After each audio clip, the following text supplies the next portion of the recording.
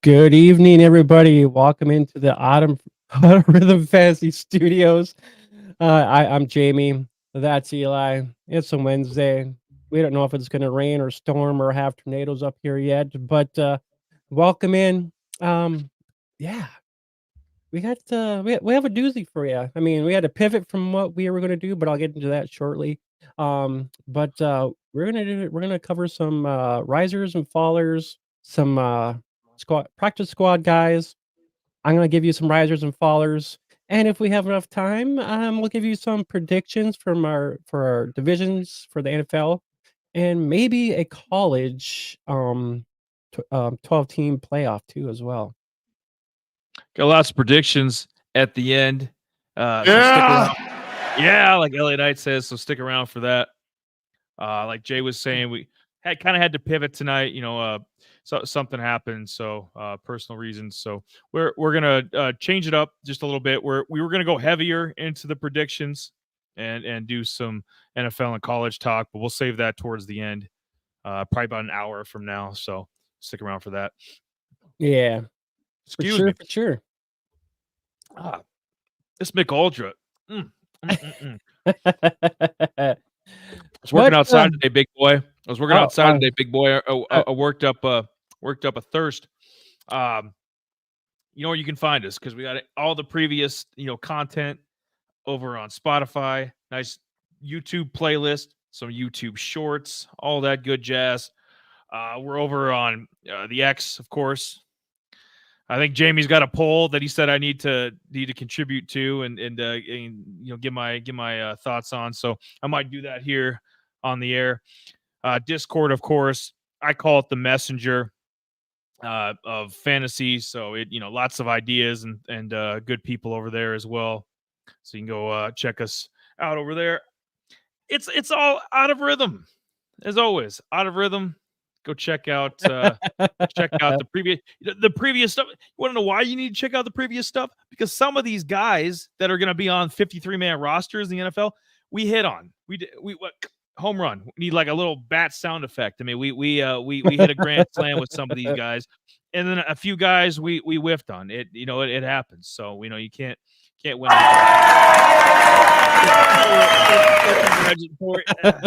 A little sip of this.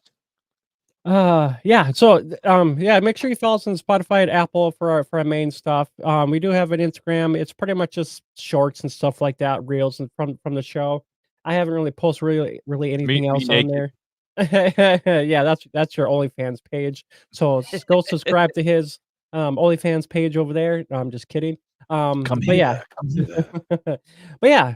Other than that, we got Instagram. But yeah, other than that, yeah, I will. Well, I'm actually gonna pull up that poll real quick since you're talking about Twitter here real quick. So I'm gonna pull that bad boy up here real quick and Try to find this. Let me try to find this guy. Up, up, up, up. There it is. All right. We're on the X. We're on the X. yep. Yes, we are on the X. That's for sure. Let's see if I can pull it down to the bottom. Nope, not wrong one. Post Nope. on this. Yeah. Where in the heck did it go? No. Oh. Oh, look. Oh, look. We're live. Look. There he is. Great. I'm not sure what happened to my there we go. So if you guys want, I put out a poll out there for kind of like the rookie of the year. Um Yeah, I was actually gonna make it bigger for some odd reason, but, yeah, other than that, I have a poll out there. It pretty much says, which rookie will make the biggest impact, this season? Will it be Marvin Harrison Jr., Malachi Neighbors, or Jaden Daniels? Cast your vote for the 2024 offensive rookie of the year. So go over there on X and give yourself a vote. We have a day left on that. We have over 70 some odd votes. So, and right now, right now it's kind of Harrison Jr. kind of was leading the pack. Daniels was pretty close. Those two are pretty close. So if you want to go over there and take a vote, go over there, have some fun, pull it in sometime, I think tomorrow. So if you're next, go over there and have some fun, vote in the poll. We'll see what the results are after that. And, maybe next Wednesday I will share the results because who knows what's going to happen next Wednesday. Might be a prediction episode with some college guys we'll be talking about too as well. So if you want that, stay tuned for that. So go over there and X, have some fun, vote. And I was thinking about maybe putting um Caleb Williams in there, but I'm like, Williams has too much hype, so I'm like, yeah, I'm gonna put I him. just yeah, no, let's keep him out of there. Let's pump the brakes a little bit here. Okay. I know we're going straight down. You know, we're in like 10th gear right now, and but the brakes are getting hot. We need to pump a little bit on Caleb. I'm gonna say Marv. I'm gonna say Marv Jr. And right now he is leading the pack. He's at 38%. Jade Daniels at 34%, and Malik is at 28. So I mean they're pretty even. I mean, there's not anybody running away with it. So they're all pretty. And No, my reasoning would be Kyler. If Kyler's healthy, I mean, you're going to have a lot of. I mean, if James Conner has anything left, you get a little bit of him on the ground, but you're going to get a lot of Trey McBride and a lot of Marv Jr. through the air with Kyler. I don't trust Daniel Jones or any of the other trash that they have behind him, Drew Lock or Tommy D. So, Jane Daniels, it's Jane Daniels. They traded away what their number 2 or number 3 receiver. I don't care if Dotson was kind of a disappointment with the Commanders. Like they threw away, basically just handed away one of his weapons to the Eagles. I mean, so well, you have to think about it. You have to think about it now. Hold up, Jay. Ben Sinnott, our boy Ben Sinnott is not the number 1 tight end on the depth chart. I don't know how that's possible. They have 85-year-old, and I don't exaggerate this. 85, what? I said 85-year-old Zach Ertz listed number 1 on the depth chart as the starting tight end. It's ridiculous. Washington, I thought I knew garbage goober. Get out here and eat this garbage. Lots of garbage. You damn right. Diami Brown. I guess he's ahead of Luke McCaffrey on the depth chart. I don't know what's wrong. So they must not like rookies. I guess Dan Quinn doesn't like rookies. What the hell's going on over there? They're not helping Jaden any. Zach Ertz ain't gonna do shit. Diami Brown is like a number 4 receiver at best. Like, yeah, he pretty much was. He kind of, he had well, let's put it this way. He actually had season, but and you're a UNC guy. I get you're a little biased, but he's a number 4 receiver. Like Diami Brown is not a 2 or a 3. I'm sorry. It's just no. Oh hell no. I think McCaffrey is actually better than him because he's a taller wide receiver. That Diami, he's a little bit smaller guy. I mean, he'd probably be a slot guy, but other than that, I mean, he really didn't do anything. Even though they had Dotson there, I mean, even during the season, he only had like a few, a good few plays here and there that were kind of small smidge highlights. Ooh, Diami Brown. I think he had one good touchdown that we've seen during the season, but that was it. We didn't really see anything else from this guy. And I'm like, just hearing his name, I'm like, do we want to run out and grab this guy in waiver wires? Hell no. I'm sure in hell not. I mean, there's tons of other, I would actually take Luke McCaffrey over this guy. Yeah, I don't care what the depth chart says. Luke McCaffrey is going to be their number 2 receiver. I don't care. I don't give a damn about any of that nonsense. It's going to be Terry McLaurin and Luke McCaffrey. Okay, if Jaden's going to have any chance at that rookie of the year, it's going to have to be through those 2 guys. And once they come to their senses and Zach Ertz inevitably gets hurt, because he will get hurt, then okay, because they cut what's his face? Rosemary Jack Saint? No. I'm trying to think of the tight end that the Commanders cut. Because I know they draft Cole Turner. I think they took him first couple rounds a few years ago. He was a flop, so he didn't do anything. But so Cole Turner was cut. I don't know how. Yeah, I don't know how Ben Sinnott is not the starting tight end day one. It's beyond me. But that's Washington. Since we're in that part of the division there, that part of the country, Dallas Cowboys. What the hell was that? Trey Lance, 5 interceptions, 5 picks in a preseason game. Let me repeat that. In a fucking preseason game, this man had 5 interceptions. I was okay. I was watching. Okay, I was watching some of that game, and I'm like, okay, I'm impressed, not impressed, but a homer like me, I actually had to. I went, because I actually got a couple of the Dallas pods to listen to, so I went back. I was like, okay, well, I'm gonna listen to one today, and they were actually talking about, they were talking about freaking Lance. So I mean, okay, put it this way, he's still young, really hasn't really played a lot, so he's still gonna learn, the coverages and, so he made a lot of good plays, but a lot of mistakes at the same time. So I Do mean, tell. Going. this is a good learning experience for Trey Lance. I mean, yeah, I mean, he had, a couple touchdowns in there, but some bad interceptions too as well. So I mean, it's a step in the right direction because we didn't cut him, even though he didn't win the backup job, it's still kind of ponders to us that he still has the ability to learn something. Oh my god. Oh, Mr. Gold Star for everybody. Everybody gets a participation trophy with Jamie. I am McLovin. I am McLovin. You damn right. Four of his 5 interceptions weren't even close. I mean, like, this guy, he's a scrub. I've said it for a while. I don't care. And Jay would talk differently about him if he was the 3rd string quarterback with the Panthers. If this guy, yeah, probably would. Honestly, I probably would. I'd be like, oh, that guy's trash. But it's kind of like one of. But I'm not nice. I'm not nice about Kyle Trask. I call him Kyle Trash. That's what he is. I don't know how that man is a backup quarterback in the NFL. If Baker goes down, we're fucked. You know what I mean? Trey. At least there's a buffer between Dak and this clown. Cooper Rush is a decent backup. So if something did happen to Dak, Cooper Rush can at least keep the ship afloat for a couple games. But if Trey Lance has to get in there, it's over. It's lights out. It's gonna. Oh God, I cringe. We saw some of these guys, Jay. We saw some of these guys get cut, and we're gonna talk about a few of them, coming up here. But Frank Gore Jr. from the Bills, and there's other guys we'll bring up, but like there's some guys that had no business getting cut, and yet Trey Lance is.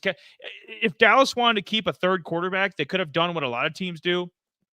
Have 2 on the 53-man roster, have Dak and Cooper Rush, cut Trey Lance, and then stick him on the practice squad. That's what they should have done. He shouldn't be on the active 53-man roster. He's taking a roster spot away from somebody, including your boy Malik Davis. He's not Malik wasn't a world beater, as you know, at running back, but he was solid. I mean, they could have used him in the backfield. I mean, their backfield's a joke. I'm sorry. You guys have. Yeah, it is a joke. Well, I mean, we signed Dalvin Cook today. Yeah. Dalvin Cook he's about 3 years past his prime. Yeah, quoting one of the Dallas pods is that they were saying that Jake Ferguson, please. They were saying that Dalvin was a little bit better version of Zeke, but it's like. Oh God! I remember it. Okay, I remember this. I actually did I had a graphic. We were talking about both Cook and freaking Zeke. Pretty much similar players. I think Zeke had a little bit better stats, if I remember correctly. In their prime, like in their peak years, Zeke was better than Dalvin Cook. If like their prime, like whatever it would have been, 2019 Dalvin Cook and like 2016, 2017 Zeke was better at his peak than Dalvin Cook was. Now you're gonna make me look for something. Zeke, they didn't call. Zeke was the freak. I mean, Zeke was elite as it got during his prime. He's just not that guy now. This is 2024. Nobody has any business signing or doing any kind of business with Dalvin Cook, Ezekiel Elliott, any of these guys. Look at some of the cuts. Somehow the Saints gave James Robinson another chance. I think that's the 10th time James Robinson has been cut. It's pathetic. Just go away. Just go, dude. You're not welcome in the NFL. Pete, he knows What's up? He's like Delvin Cook to the moon. Yeah. So just give me just a brief moment here because I actually found what I'm looking for here, and it's funny that we're talking about.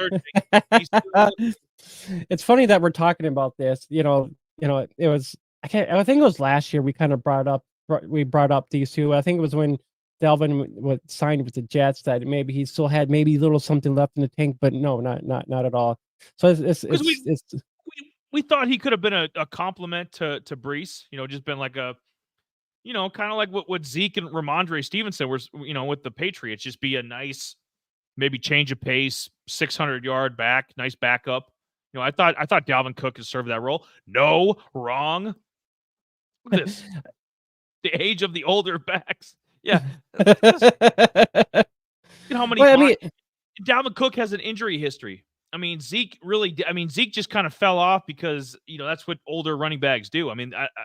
Zeke was Zeke, but Dalvin Cook he had some high peaks, but he was injured a lot, and Vikings. Yeah, and that was kind of the downfall. The thing about that was mentioned is that he really didn't have this to really have the speed, but he's if he ran out, if he actually was doing sweeps and stuff like that, that he'd be kind of better off. That he doesn't really have the cuts that he used to, but maybe more of the power a little bit than trying to cut through. Maybe just be more of a brooder and just run through people than anything. Because if you don't have the speed, you're not going to be able to actually get around in the end of an offensive line if you're running a sweep or something like that. These guys are more kind of your bruisers that try to go through a line, but it just gives a little give or take here. Cook's a lot less carries. Zeke had more of the yards. Cook's not so much. Better average with Cooks and Elliott. Elliott had more of the touchdowns compared to Cook. I just similarities a little bit different. Same build and everything, but Zeke a little bit better on some parts. Cook's some better. So it's kind of 50-50 in some of these guys. But both these guys. But I just love the graphic of Dalvin Cook over there. He's in a Vikings jersey with a Jets backdrop. Yeah. And now the Cowboys want to be just stop. Just some of these running backs, just stop. If you needed a bruiser, a guy that's not not the quickest at Carson Steele, the young undrafted kid from UCLA. I'm going to mention him right now. Might as well. You know what? We're gonna jump the shark a little bit here. We're gonna chomp down a little bit on the board because you speak of these big slow. Hey brother, the Hulkster. He looks like Thor. He could be in the next Avengers movie or something. I don't know. Carson Steele. But he's built like these guys, 6 foot, 228. He's a big ball of thunder. He's rising up the draft boards. I know last week because we look kind of dumb now. We get it, especially me. Well, I was talking to Jay. I was like, we got Deneric Prince. He's coming. That's how quick things can change in the NFL. One monster preseason or a couple games. Carson Steele looked good pretty much all 3 preseason games, but one monster preseason game. I guess they don't want to part with Clyde. I don't know what kind of equity. I don't know who's I don't know who he's blowing underneath the table to keep his job. But I guess Clyde's staying the backup. Obviously, we know about Pacheco. He's going to be the feature guy. Carson Steele's going to be their number 3 running back. I know he's shooting up in best ball and PPR. He's up into the 60s now in terms of running backs. So, he's not going to go out and have a 1,000-yard season or anything, but it's nice. He's a guy that, in Dynasty, keep on your practice squad, just kind of kick the tires on, see how he progresses. Because I know the team loves him. He jumped a lot of guys to get this spot. You saw the whole list of all the players the Chiefs cut. They probably cut 20 guys or 25 guys. Yeah, they cut quite a bit. Kadarius Toney. The guy. We knew he was a scrub, but he had a monster Super Bowl last year. Caught a touchdown. A big punt return. So I mean, they guys like that, they different positions, but they cut guys like that to keep Carson Steele. So I think they're super high on him. He didn't have the greatest, college fantasy stats, so he wasn't on a ton of people's radars, except he was the big blonde, long-haired guy from UCLA. That's probably where you would have seen. If you watch any Pac-12 football, that's where you would have seen him. He was the big, long-haired guy running through people. Yeah, I was just gonna say, I mean, Kadarius Toney, I mean, it's kind of better that he's this Garbage goober. Get out here and eat this garbage. He's pretty much garbage. I mean, if you really think about it, I mean, good for him. He won a Super Bowl. Now, see you later. Get him out of here. I mean, just taking up room in their roster where he really wasn't really involved anyways. It was funny because he was the butthead of a wannabe wide receiver. So it's just kind of like. Because they're going to get things. Because well, they had to make room for Juju. I mean, they re-signed Juju. Yeah, they re-signed Juju. Rice is going to be on the field all year. I mean, we all agree on that his core, even if something happens, it's going to be probably after the season. So Rashee Rice is going to be on the field all year. Xavier Worthy, huge plans for. I mean, he's still rising up the board, especially in Dynasty. He's up to like receiver 28. So I mean, he's jumping up the board. People know, and Xavier Worthy is going to be able to do Kadarius Toney's job like 10 times better, right? So there was no need for Kadarius Toney anymore. I don't know if he's going to get picked up anywhere. Don't care. I mean, he played games with fantasy owners with the Giants. Had his moments, and we say bye-bye. Bye-bye, Kadarius, bye-bye. Speaking of Steele here, I seen little dabs of him, last year a little bit because I was considering picking him up in college fantasy last year a little bit. So I'm like, but the first couple weeks, like the first 5 or 6 weeks, he didn't really have no touchdowns or anything like that. Actually, he had one receiving touchdown. I mean, you think about it at probably an average of 30 to 40 yards, and then then pretty much back half last year, Jay, is when he started tearing it up. I mean, if you really look at the last probably what today's August, November, so the last 9 months of this guy's been a shooting star the last probably 9 months of his life. It's kind of one of those. No way. I guess I was going to pretty much say, I mean, just looking at his 22, a guy that was playing in, a G5 to, going up to a Pac-12, so I mean, a G5 team where, I mean, I guess you could say the competition isn't as high, but I mean, it's electric to watch, but I mean, he put up a lot, he put up over 100 yards almost every game besides 3 games. So I mean, he had 1,500 some odd yards rushing, 14 touchdowns. But then when he got into the Pac-12, a whole totally different story. So I mean, he still brings some kind of some kind of value to the Chiefs. If it's in the receiving game a little bit, because I mean, he had a little bit in the receiving game, a little bit in receiving game, not a whole lot, but probably more of a change of back pace, really, or change of pace running back.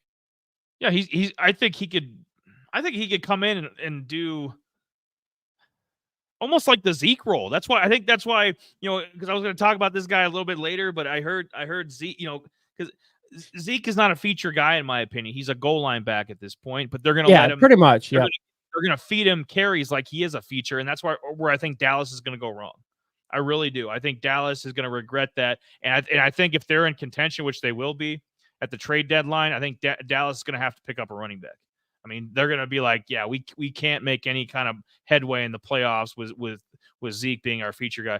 But a guy like Carson Steele, just saying. I mean, Dallas could have used him, and he's cheap.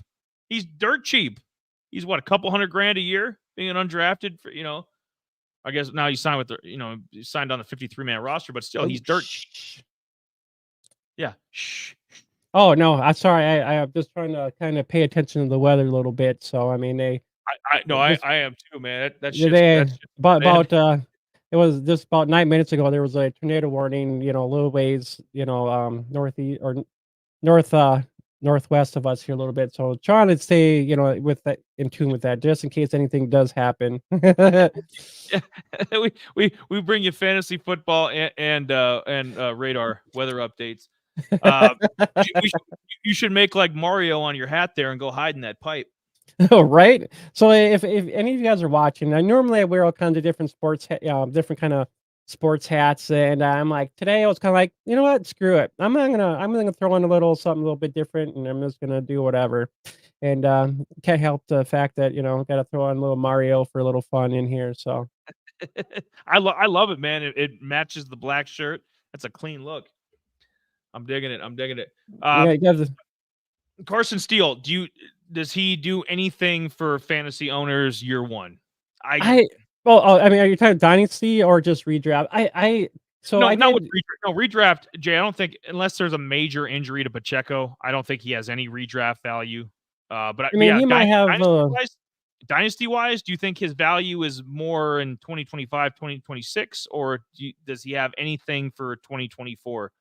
We can't I mean, predict in injuries. dynasty, I'm sure he's kind of risen. So unless somebody does there's kind of in on him, I think he's more of a hold. I mean, I think he's one of these guys we just kind of put him on a roster. I mean, he's a rookie. If you want to put him in your taxi squad, you sure can. But I mean, I know I'm not rushing out to try to get him in dynasty. That's for me. But I mean, I'm sure if with their offense having so many people, it's kind of like, what kind of value does I mean, so he will have some kind of value, but what kind of value will he bring later on? I mean, the only way that his value will spike if an injury happens. Yeah, and he reminds me a lot of like those old Patriot players, those Patriot guys that would play like 3-4 positions.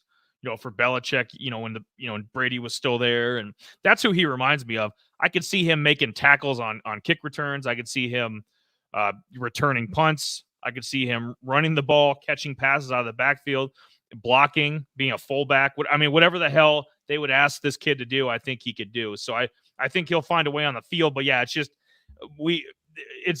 having value to the team is different than having value to a fantasy team. So I think he might have more value to the Chiefs team than he would to fantasy owners. That's why I think like practice squad and dynasty, just let him bake there a little bit. Let him simmer. Let him simmer.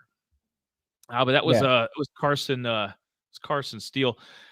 Did you have any other observations from the last week of preseason?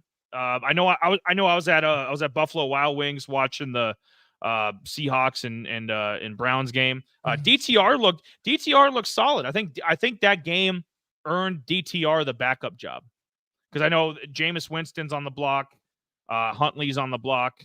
So I think it's going to be in Cleveland, Deshaun Watson, and then DTR as the backup. There he goes again. He multitasking. What one click. Need that easy button. Yep. No, and that's gonna be one guy I'll mention here in a little bit too is DTR. He's kind of in my 6 guys of risers and fallers, so we'll mention him in a little bit.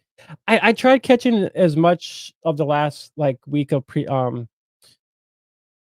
preseason games. So I didn't get to see all of them. I tried to tune into most of them, and if I didn't catch them, I tried to at least get some of the highlights, kind of recap, a quick 10 minutes of, okay, this happened, that happened, okay, makes sense, and kind of, it was kind of the last. I actually was watching a little bit more of I think the Washington game. I was like, Martavius Bryant, he had a touchdown, they cut him.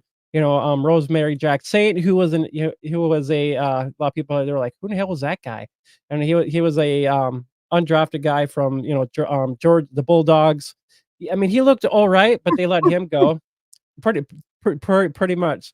So who knows? He might be on the practice squad, or he might go somewhere else where they might need a wide receiver. So a lot of these guys that ended up cut might be going somewhere else, possibly for maybe get on a 53-man roster or something like that. And there's a couple guys that we'll talk about that really didn't make the cut, but they're on a practice squad at least.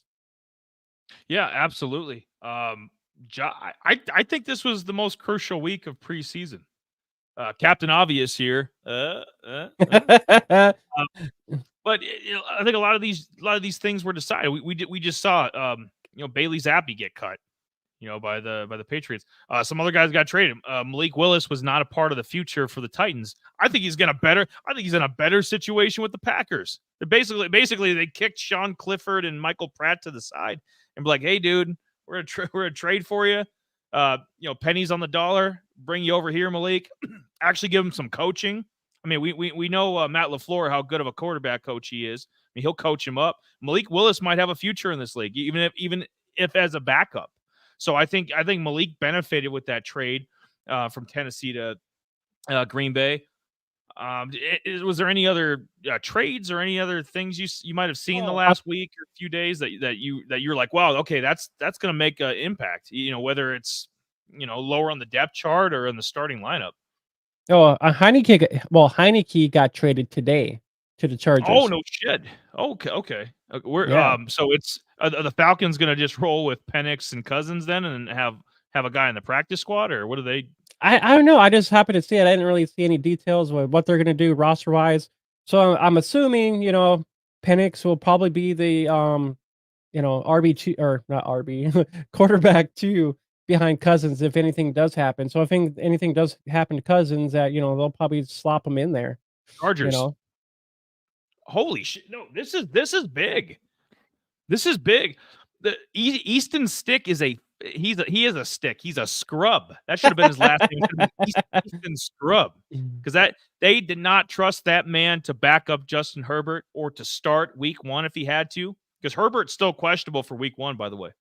And these games are this ain't the NBA. I mean, LeBron ain't sitting out for 10 games, and the Lakers will be fine. Like, you can't afford, especially with the Chargers. They have a razor thin line. If they lose too many, they have no shot at the playoffs. So I would make the deal too. Taylor Heineke's been serviceable in the past. I mean, didn't he start a playoff game in 2020 for the Commanders? So yeah, I believe so. You could do a hell of a lot worse just as a fill-in guy for a week, possibly 2 weeks. I mean, I'd be okay. I don't trust Easton Stick. I mean, that's an automatic loss. I mean, they would have been 0-1, 0-2. Yeah, he's not a good backup for sure. Get him to cut his ass. They cut Isaiah Spiller, okay, and right? A few other guys too. Why stop there? Yeah, Easton Stick he's a scrub. Taylor Heineke should be your permanent backup. Why the hell not? Because he's just going to be rotting away with the Falcons, or he was, because he ain't beating out Michael Penix for that backup job. Michael Penix is probably the best backup in the league. You ain't beating him out. So I think he'd have a better chance to play and a better future with the Chargers. So I like that deal a lot. Yep, they let go of Mac Duggan, TCU guy. TCU guy. Yeah. We mentioned Isaiah Spiller. So they kept Rice on the roster from the looks of it, and they cut a couple. They actually cut 4 wide receivers. They actually cut a lot of. I think Perham was a guy who was kind of a small starter in the tight end room somewhere last year, and pretty much was cut. So he's quite a bit. No, only notable guys was Isaiah Spiller being cut. That was about it. But yeah, Stick. That's just, they need somebody better. Hey, here we go. Hey, Chargers. Go get Michael Pratt. He'll be a good backup for you guys. They should. They should.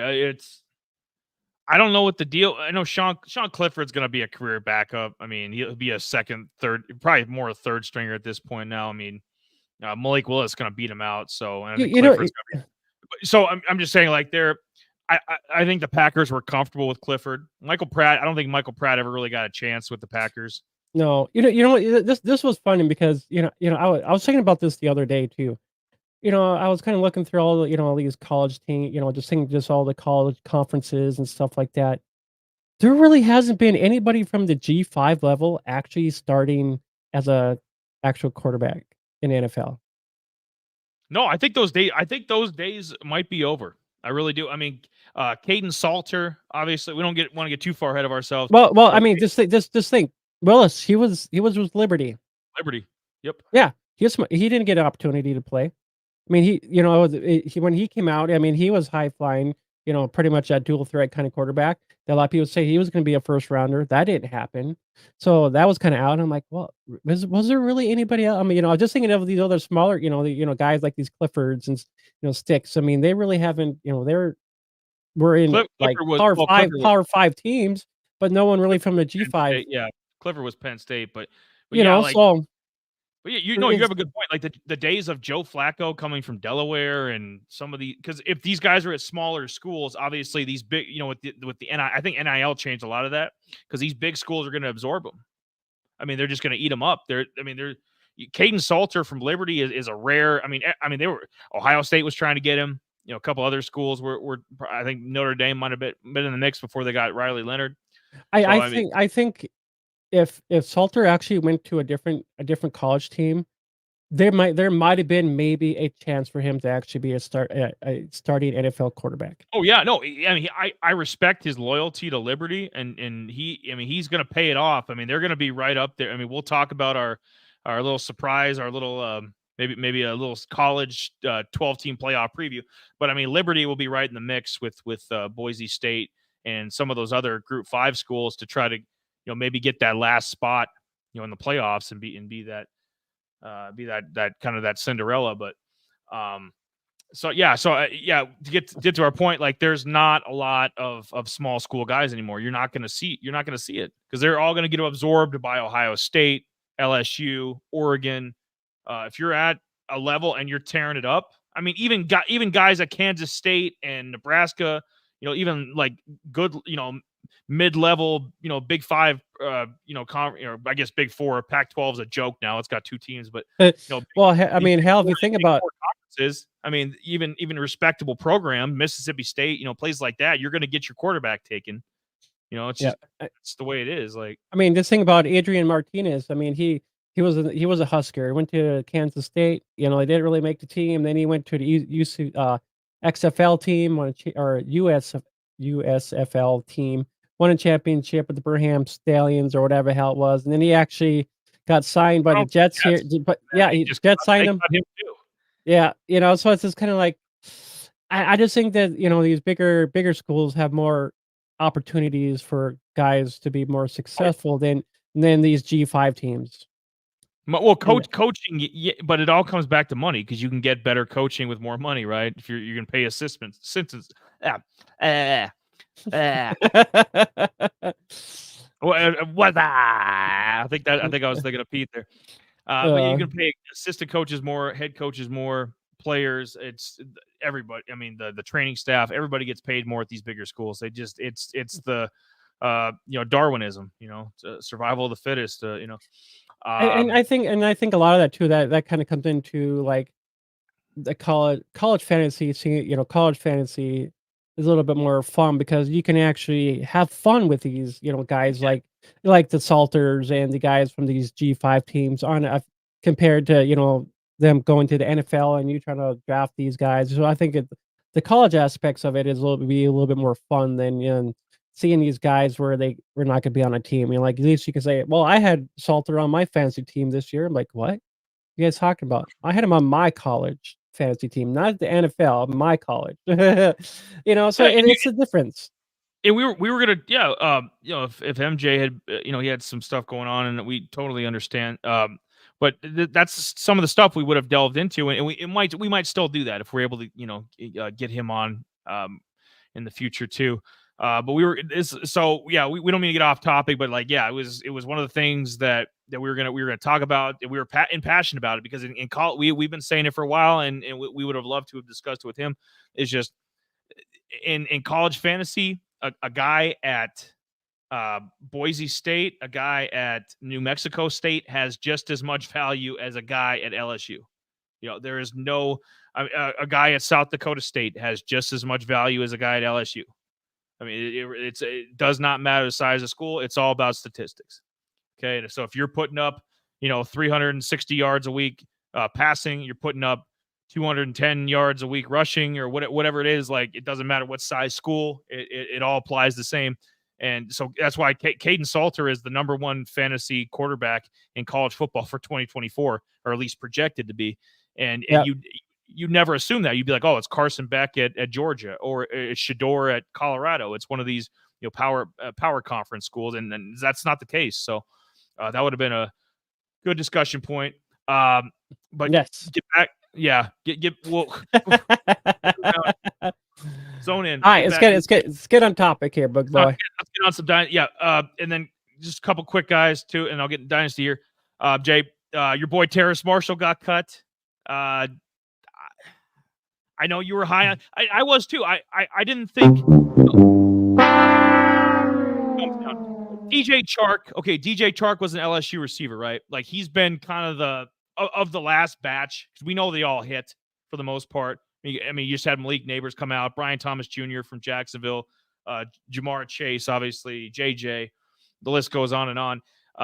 It just seems like Terrace Marshall just kind of shit the bed, and he just, because even DJ Chark, didn't he make a Pro Bowl or something, or have like 1,000 yards? Exactly offhand if he did or not. Not sure. But so I mean, DJ Chark at least did a little bit of something in the NFL. Like Terrace Marshall was just a complete bust. He was part of the problem in Carolina. Like they just didn't have enough talent, and I think he was a second round pick. So just get him out of here. Put him on. I don't need to see him on another roster. I don't need to see him catching passes with the 49ers or any of these other teams. Get him out of here. Send him down a level to the UFL, or put him on somebody's practice squad. I'm tired of Terrace Marshall. He teased us with fantasy, and I've seen enough. And then the other guy that I was going to mention, do you see? Is there anything left for Dante Foreman? Because we know he is this kind of sure, just. Well, I think because he's gonna he's gonna get signed. He's gonna. Yeah. I mean, this guy, he does this every year. He'll get cut in the offseason. That's why I bring him up, because it's hilarious. So, Dante Foreman, he'll get cut by somebody, and then halfway through the year, whether it's with the Bears, whoever, the Browns now, like whoever the fuck, he'll come in halfway through the year and he'll start tearing it up. So, I mean, there'll be some injuries on some, like the Chargers. Like if Dobbins and Gus the Bus go down, I can see him signing with the Chargers and busting out a couple 100-yard games. So Dante Foreman if you're a fantasy owner, especially in Dynasty, do not cut bait with Dante Foreman. Whatever you do, because the man will have some value at some point later in the season. There's already a team on the screen where he should sign at right now. It's in the middle. Carolina? Yeah. Go back to Carolina. Why not? They have 3 guys. We'll get into this riser here in a second. I'm sorry. I had to get this point in because they have what, 2 running backs on the roster. I don't even consider Miles Sanders a running back. I'm sorry. Miles Sanders is junk to me. So it's Blackshear. Basically Blackshear's to back up right now. And then Chuba Hubbard is the feature guy, at least for the first 4 games until Jonathan Brooks gets back. So honestly, yeah, I would sign him. I'd trade or cut Miles Sanders because he's a scrub. I'd bring Dante Foreman in, and then you just team up Foreman and Hubbard for the first 4 games, and you'll be fine. The Carolina might actually have a chance to win 1 or 2 games if they go that route. Because Foreman's, I think it's goofy because of how many teams he's been on and how many times he gets cut. But I mean, like Foreman's a solid running back. Like Dante Foreman he's had some moments. Like he's a guy I'd love him in Tampa. I know we've got plenty now with Bucky and Rachaad White, but I mean, I wouldn't mind him in Tampa. I've always been a big Dante Foreman fan. Yeah, of course. I mean, I think he actually did pretty well with Carolina, when he,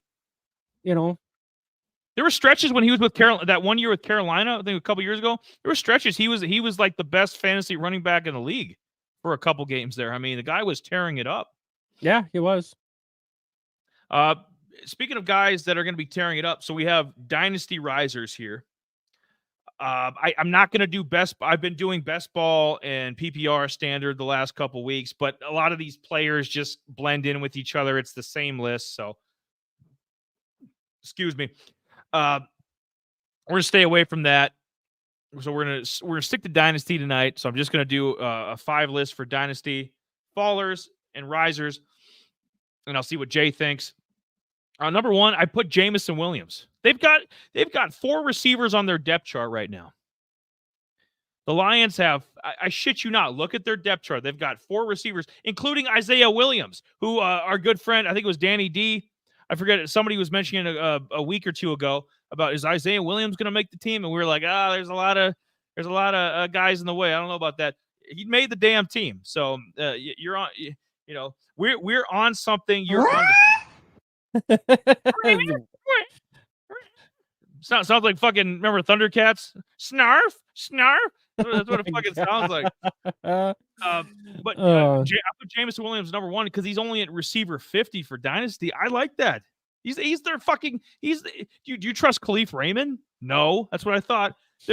Here's the funny thing, outside Jameson at receiver, he's got some. If you can get your hands on him, Jay, I mean, Lions have especially if you need to. I mean, especially if you need a little bit of help, and I'm sure him kind of being like, well, let's say he popped in that, he's so his ceiling hasn't been hit yet. So No, I mean, this is a good time to actually try to get him, maybe you might get maybe a bargain for him, but maybe not. Somebody might be maybe two.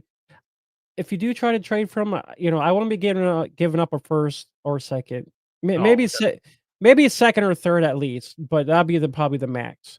Third round, so somewhere in there. No first round for him for sure, but I think maybe a second or third, maybe possibly, because who knows if his floor hits, dude. I mean, people are gonna be wanting to have him, and then his value is gonna rise up. So I kind of like that aspect. Like I actually did a couple drafts on a different account of mine in Yahoo, and I actually drafted Jameson Williams. So at the end of my draft, I took Williams. So I'm kind of going to see how he kind of pans out, because he has that potential of actually maybe just hitting his floor. We might have seen the worst of Jameson Williams, and that's what I'm banking on here, and fantasy owners too that try to trade for him or get your grubby paws on him. That we might have seen the worst. And maybe from now on, the light switch comes on, and because remember, Devontae Adams was not the best. I mean, now the guy's pretty much a Hall of Fame lock. But first couple of years in the league, Devontae Adams wasn't doing much of anything. It wasn't until I think his third, fourth year that he popped. So Jameson, it might be in the same trajectory. Maybe this is finally when the light comes on, and Jameson becomes not an elite receiver, but a really high-end 1,000-yard receiver. And then at receiver 50, you're getting a hell of a bargain. And Jay was saying, maybe trade a higher pick for him, but it could end up being worth it. Absolutely. Jerome Ford, I put at number 2 because Nick Chubb is going to be out at least the first 4 games. And like we've been saying, Nick Chubb is not going to come back as the Nick Chubb we remember. Okay, Nick Chubb doesn't exist anymore. He ceased to exist. They've got I think they've only got 2 running backs right now that are healthy on the depth chart. It's him and Pierre Strong. Yeah. Give us a like. We know we jump around. Hence, that's why we love the YouTube shorts. Because then if we do jump around, it's like, well, I want to just isolate the one part I like. Well, you can find that too, but also like, subscribe, do all that good stuff. It helps us out. Sunday. I'm selling you. Jerome Ford. I put at number 2 because you're getting a feature guy cheap. It's the same. I might as well just group these guys together. Chuba Hubbard, Chubba Hubba, and then Jerome Ford, same guy. But I think Jerome Ford has got a better ceiling as a feature guy, because I think Jerome Ford has a 1,000-yard season in him. He does. I think he can get there. Hubbard is more of a complimentary guy. He's better at catching passes. Getting you. Maybe 600 yards rushing, that kind of guy, just a nice complimentary guy, like one of the better complimentary guys in the league. But Jerome Ford, I think, has a future as a feature guy. So I put him ahead of Hubbard, but they're the same guy. You're getting great value if you're able to trade, because now it's like, okay, we've done our drafts, we get all that. So now it's like, can I make a deal for these guys? And Jay, I don't know if Jay has that in front of him, or what these guys might be going for round wise, like what you could trade to try to get one of these 2 guys. I would, especially Jerome Ford. There ain't no way in hell Pierre Strong is a nice compliment, but he ain't taking touches away from Jerome Ford. If they don't trade for anybody, Jerome Ford's going to be their feature guy for the foreseeable future. I think they might be all right because I was just looking at the depth chart here. I mean, And he's Pierce young, Strong. and he's not old, Jay. He's not like it's not like he's been in the league 7, 8, 9 years. I mean, Jerome Ford is going into what is like third year, Yeah, third maybe. yeah, this would be a third year. Yeah, Yeah, I mean, it's he was not, he's okay. Let's put it this way: he was a useful back, last year a little bit at least when he did get in there. So I mean, 291 yards, 1 touchdown, but when he did get in there, he was averaging about 4.6 yards a carry. So I mean, it was almost 5 yards per carry, give or take in there. So I mean, he is a useful back, but with him having the opportunity now, I mean, give him the shot. If it's gonna be a two-headed monster, so be it. I mean, Pierce Strong is. I mean, he's a little bit. I think he's a little bit smaller, but yeah. I mean, he's got the same talents, pretty much the same talents as what Pierce Strong or actually, I was looking at Pierce Strong, sorry. Pierce Strong had 291 yards. I actually looking at the wrong stats here. I was like, "Okay, Pierce Strong, what did he do?" So, I was just trying to guesstimate and what he played 17 games with Cleveland after he got traded. So, I mean, we saw a little bit of him. So, I was actually looking at the wrong statistics here. I was like, "Wait, this isn't Ford."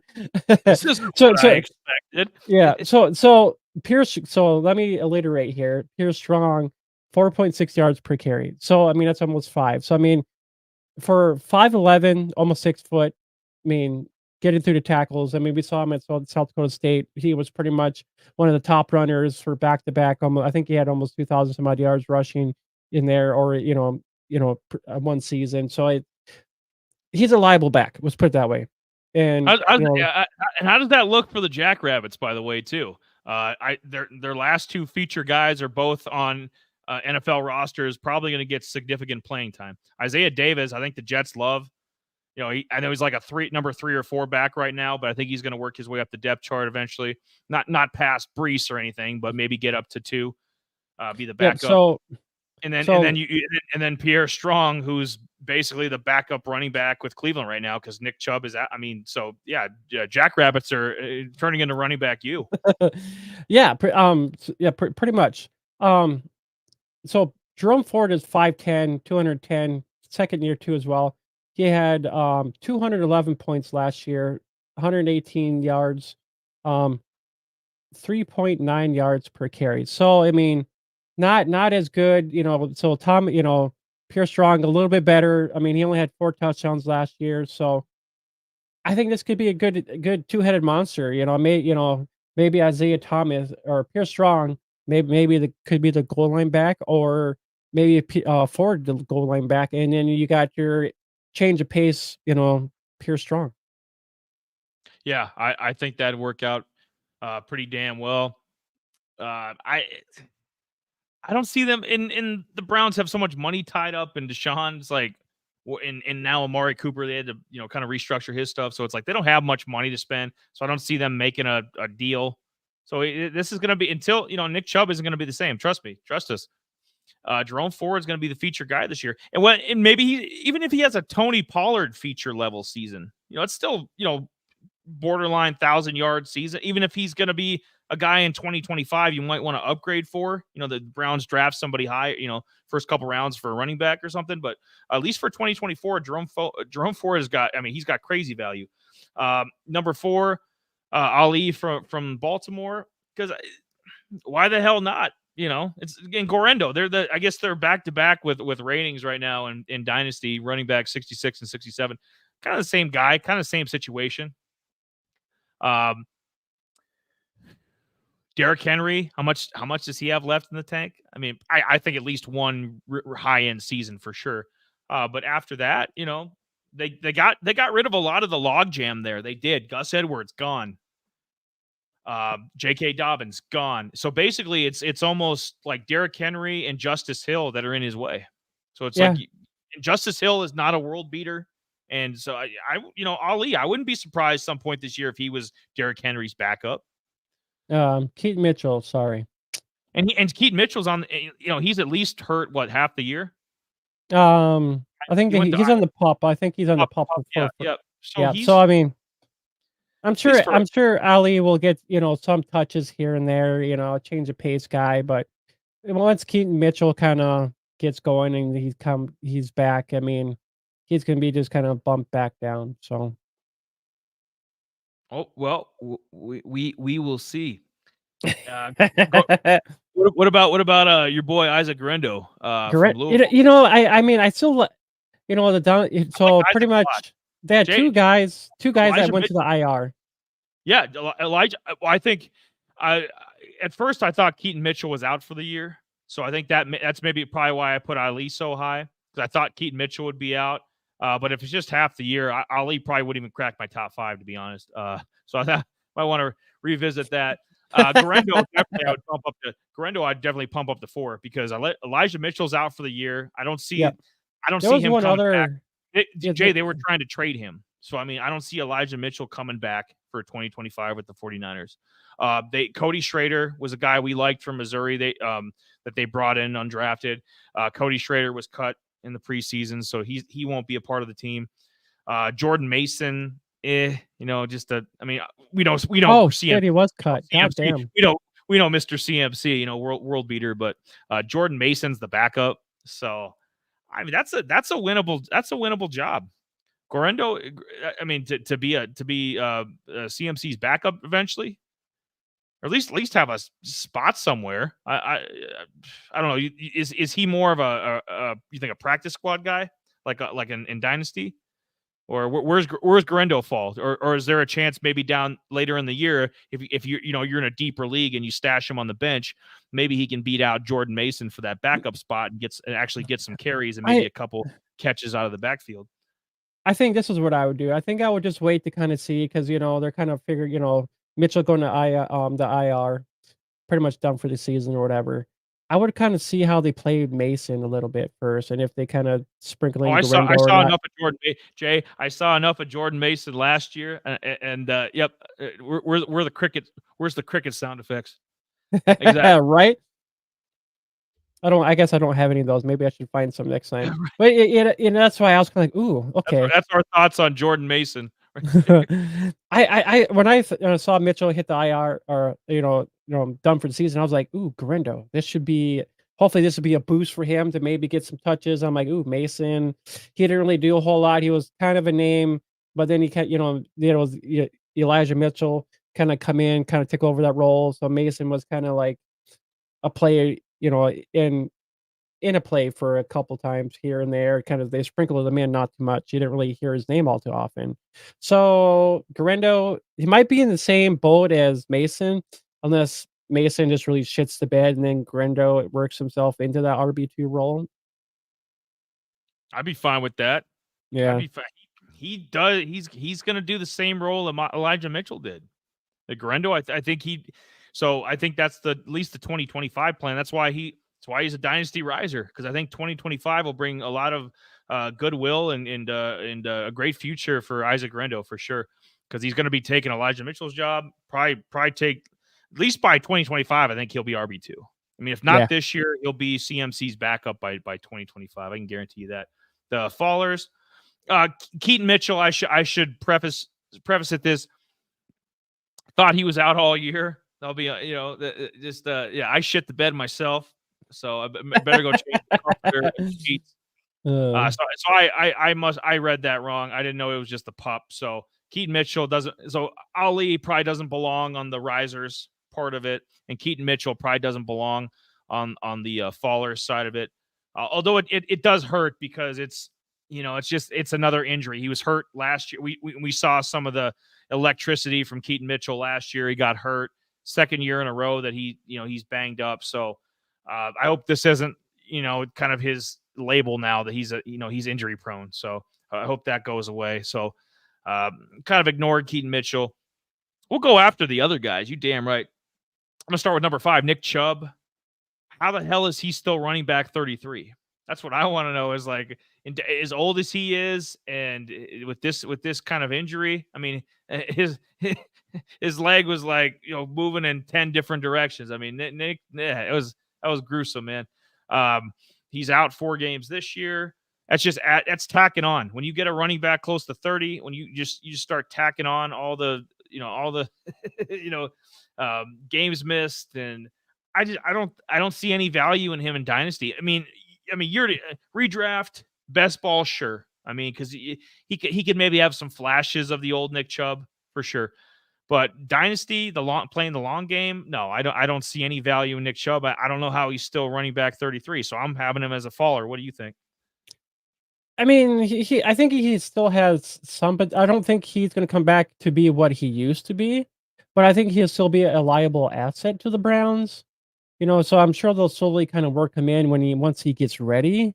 So I mean, he could come back and actually maybe be the the lead guy, but I mean, I think they're going to take it easy on this guy. They don't want to freaking like re-injured what he already, his rehab and all that stuff. So I mean, it's a huge thing for him to. From what I heard, he kind of had the same injury, kind of what already happened already. So it's kind of like, so dynasty value wise, I think he has some kind of value at least, but not like a whole lot. Especially if you're doing like I think he's. So I actually had somebody in our dynasty league dropped him. I went out, picked him up, had him stashed on an IR. Somebody's interested in him, and I'm debating if I should go trade him. Go trade him right now. Maybe try to get a 4th round pick for him or something like that. Yeah, do what Jay did. I mean, the guy who dropped him is you don't drop Nick Chubb. I mean, but I know it sounds bad. Eli, you hate Nick Chubb. I don't hate. No, Nick Chubb was a reliable back. He was on a few of my fantasy teams. I mean, Nick Chubb. I mean, he hauled the load for years for many people. Like, it's not I hate Nick Chubb or we hate Nick Chubb here. And I'm not advocating to drop. I mean, but I just don't see his value as some of the younger guys that are on the come up that are going to pass. He's at Dynasty. He's still running back 33 with that injury. I'm like, but dropping him, you're a fucking moron. Yeah. Don't do that. Jay did a shark move. Dun dun dun dun. I should get that. I should find that shark move. Find the sharks. He made a shark move. He went and he grabbed him, and now he's going to flip him. He's going to flip him for probably a 4th round pick. And that's enough said. Jelani, well, I guess I have to mention, because I got to find, sometimes it's hard to find 5 guys. Like, do you really fall in? Especially when no games have been played. It's not like, oh, this guy has a streak of 1 catch, 12 yards. He's a faller. Or this guy's on the IR. Well, turns out Jelani Woods is on the IR. We don't like talking about Colts tight ends. That's one of the things we avoid. That's one of the things we avoid on the show, like the plague. We don't ever bring up Colts tight ends. But so here's a funny thing. I was actually watching the Eisen show this morning while I was trying to do some stuff to get prepping, and they actually had a caller in, with the Colts. They were talking about the the schedule and maybe their record, and a lot of people thought they would be, maybe win the division, and then they were like, they had them maybe winning, maybe like going like 4-12 or 5-12 instead of like the total opposite. Them like not even winning that many games, and it was kind of funny. I'm like, ooh, them actually being at the bottom. I'm like, oh, damn, all right. So it's just kind of a coincidence. Yeah, right. For a minute there, I thought you were kind of like, I think they're gonna. Well, we're saving our division picks for the end. I'm like, don't blow our load yet. Don't give it away yet. I was like, are you fucking? Are you serious? You going there? Jelani Woods, tight end. I mean, it's just, I know he's a random guy, but he was a starter. I mean, and he was probably the best of the Colts tight ends. Not, like I said, not saying much. Mo Alley Cox, Kylan Granson. I mean, they have some real scrubs at tight end. Maybe the Colts should have drafted Ben Sinnott and actually had a decent freaking, it's decent guy. According to those dipshits in Washington, according to them, Zach Ertz needs to be higher on the depth chart than Ben Sinnott. Maybe the Colts should have taken him because I called him Dallas Clark. He's Dallas Clark Part 2, except AR5 ain't he's a different guy than Peyton Manning. But I mean, this could be like the old Colts days. You could have had Ben Sinnott. You could have had AR5. You could have had Pittman Jr., Adonai Mitchell. I mean, Alec Pierce could have been on a riser for me. I mean, Alec Pierce is, especially with Josh Downs' injury. I mean, Alec Pierce is gonna be a guy the first couple weeks that the waiver, in redraft leagues on the waivers, like Alec Pierce is, and it's a guy Jamie's been talking up the last couple years. He might find his niche too. So the previous list, I could have put Alec Pierce at 4 instead of Ali. So I guess I could have replaced him. But Jelani Woods, it's worth noting he's out for the year. So, and he's not even one of the top 44, dynasty tight ends. So stay the hell away from him. Down. I don't even know any tight ends you could trade for. Maybe, yeah, exactly. I guess this is not a tight end show. Logan Thomas. A tight end show. This is not a tight end show. Yeah. Logan Thomas was cut by the 49ers. I know he's getting older, but he was productive last year in Washington. If I'm the Colts, I get on the phone with Logan Thomas because right now Logan Thomas is better than anything they've had in quite a while. I'll be honest. Like, even better than Jelani Woods. You bring Logan Thomas, the Colts should be on the phone. 49ers cut him, bring him in. Elijah Mitchell, I put at 2. He's at, because like the point I was making earlier, Garendo is going to be taking his job in 2025. 2024, he's hurt for the rest of the year. I don't know about his future 2025 and beyond. I think he's a system guy. I think Kyle Shanahan made him. I don't know. He could be a random running back, maybe, like i.e. Melvin Gordon, be a random guy on practice squads that gets signed and maybe fills, you're like, oh, that's where Elijah Mitchell's at now. So he'll just be a random guy at this point. Dynasty wise, his value, I don't see much beyond. I think we've seen the peak. I think his rookie year is about as good as it's ever going to get for Elijah Mitchell. He's never going to get that many carries in a season again. He's never going to sniff 900 something yards again. If you have if you have any shares or had any shares of Elijah Mitchell, where would you go with it with fantasy or with honestly, I never really had any shares of Elijah Mitchell because it's kind of like it was. So it's kind of similar to like what's it say, like the Dolphins. They have so many running backs, and it's kind of like the Ravens. They had so many different running backs. Yeah. It's like that's 4 of them. So it's like same teams. So it's kind of like the same. Yeah, so they have CMC there, who's pretty much a lead guy, and then they have so it's kind of like those same kind of in one of those same situations where, like, if I have Elijah Mitchell, where you can do with him, well, you stop him on the IR and hope for he comes back next year. Me, I don't have any shares of him. Don't really care, I guess. But I'm sure he brings some kind of value because he is least because he beat out Mason to actually be the RB2 last year. So it's kind of like I'm just kind of on the fence with this guy. I think that's more equity with them because he was their before CMC got there, he was kind of their feature guy. So I think it was a loyalty thing. I don't think once they see Isaac Garendo do his thing, I don't think they're going to have any loyalty to him. And get him out of here. Get him out of here. Dynasty. Jelani Woods, too. Jelani Woods is younger, so he might in the future. Yeah, because unless the Colts should draft somebody, though. 2025, they should spend a high pick on a tight end. They need to. They need to upgrade that room. So Jelani Woods, I think 2025, he might be bumped down the depth chart. Elijah Mitchell for sure will be bumped down the depth chart. So these are guys that, like, once they come back, aren't going to have the same value they've had in the past. And then A.J. Dillon, same situation. He doesn't do much of anything for me, really. Put him there because who the hell else am I going to put there? There's no fucking games right now. I don't have any stats. What am I going to go off? Trey Lance? Is Trey Lance going to be my faller in Dynasty after his 5 picks? Where else am I supposed to go with this? A.J. Dillon's out for the year. Packers already got the kid from USC.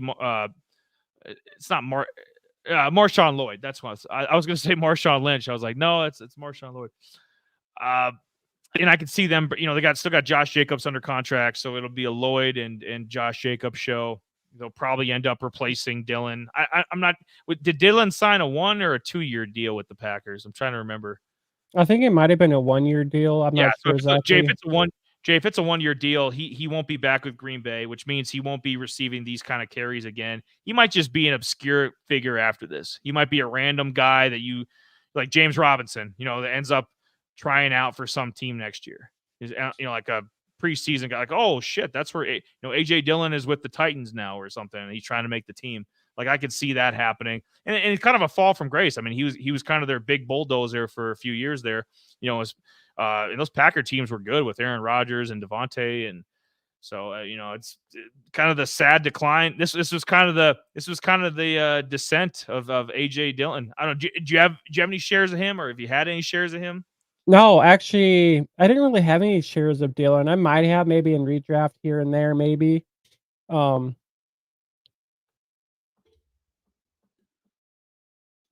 thought maybe I had to sneeze again, but No. I was gonna say Marshall Lloyd. That bullshit from including Keaton Mitchell in this list. I'm sorry, Keaton. I'll have to reach out online and send an apology. Yeah, I was just gonna say he's with some of these scrubs and poor Nick Chubb there. I was gonna say Lloyd actually just he was pretty close to going on the IR too, of missing 4 games at the start of the year, so he managed to maybe miss Foreman with Green Bay. Maybe. I mean, I was just looking at that while we were. So they have Emmanuel Wilson. I think he is a rookie this year. Or he was a rookie last year. He didn't really play a whole lot. So couple carries here and there. Nothing all too So they really don't have anybody after Wilson. Yeah, they got Marshall Lloyd. So it's kind of like so it's pretty much going to be a Jacobs and freaking Lloyd show, probably more likely. A curious case of Dante Foreman to the Green Bay Packers. Hey, possible. We're gonna will this into existence. All right. Yeah, don't cut bait with Dante quite yet. AJ Dillon, I would cut bait with. I don't see any future for him. That's why I put him at number 1. Don't see any future with AJ Dillon past 2025. Practice squad 5. So these are the 5 guys that maybe they had notable preseasons. Maybe they had, in Bailey Zappi's case, he was neck and neck, and some might argue he was better than Mac Jones, like with the Patriots a couple years ago, even last year. So a couple of these guys, they're in different situations.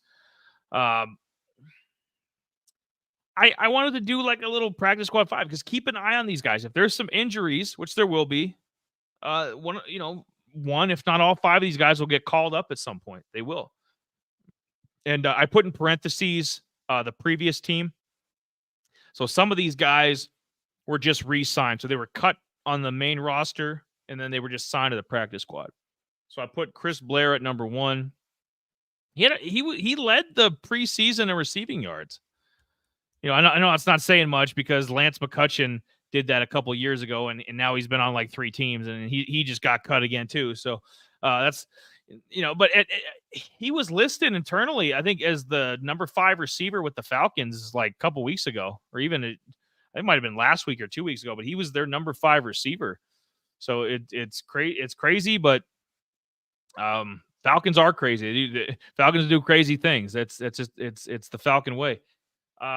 Chris Blair, I you probably don't know a ton about him, but yeah, I followed him I was following him pretty close in the preseason because I was second year guy.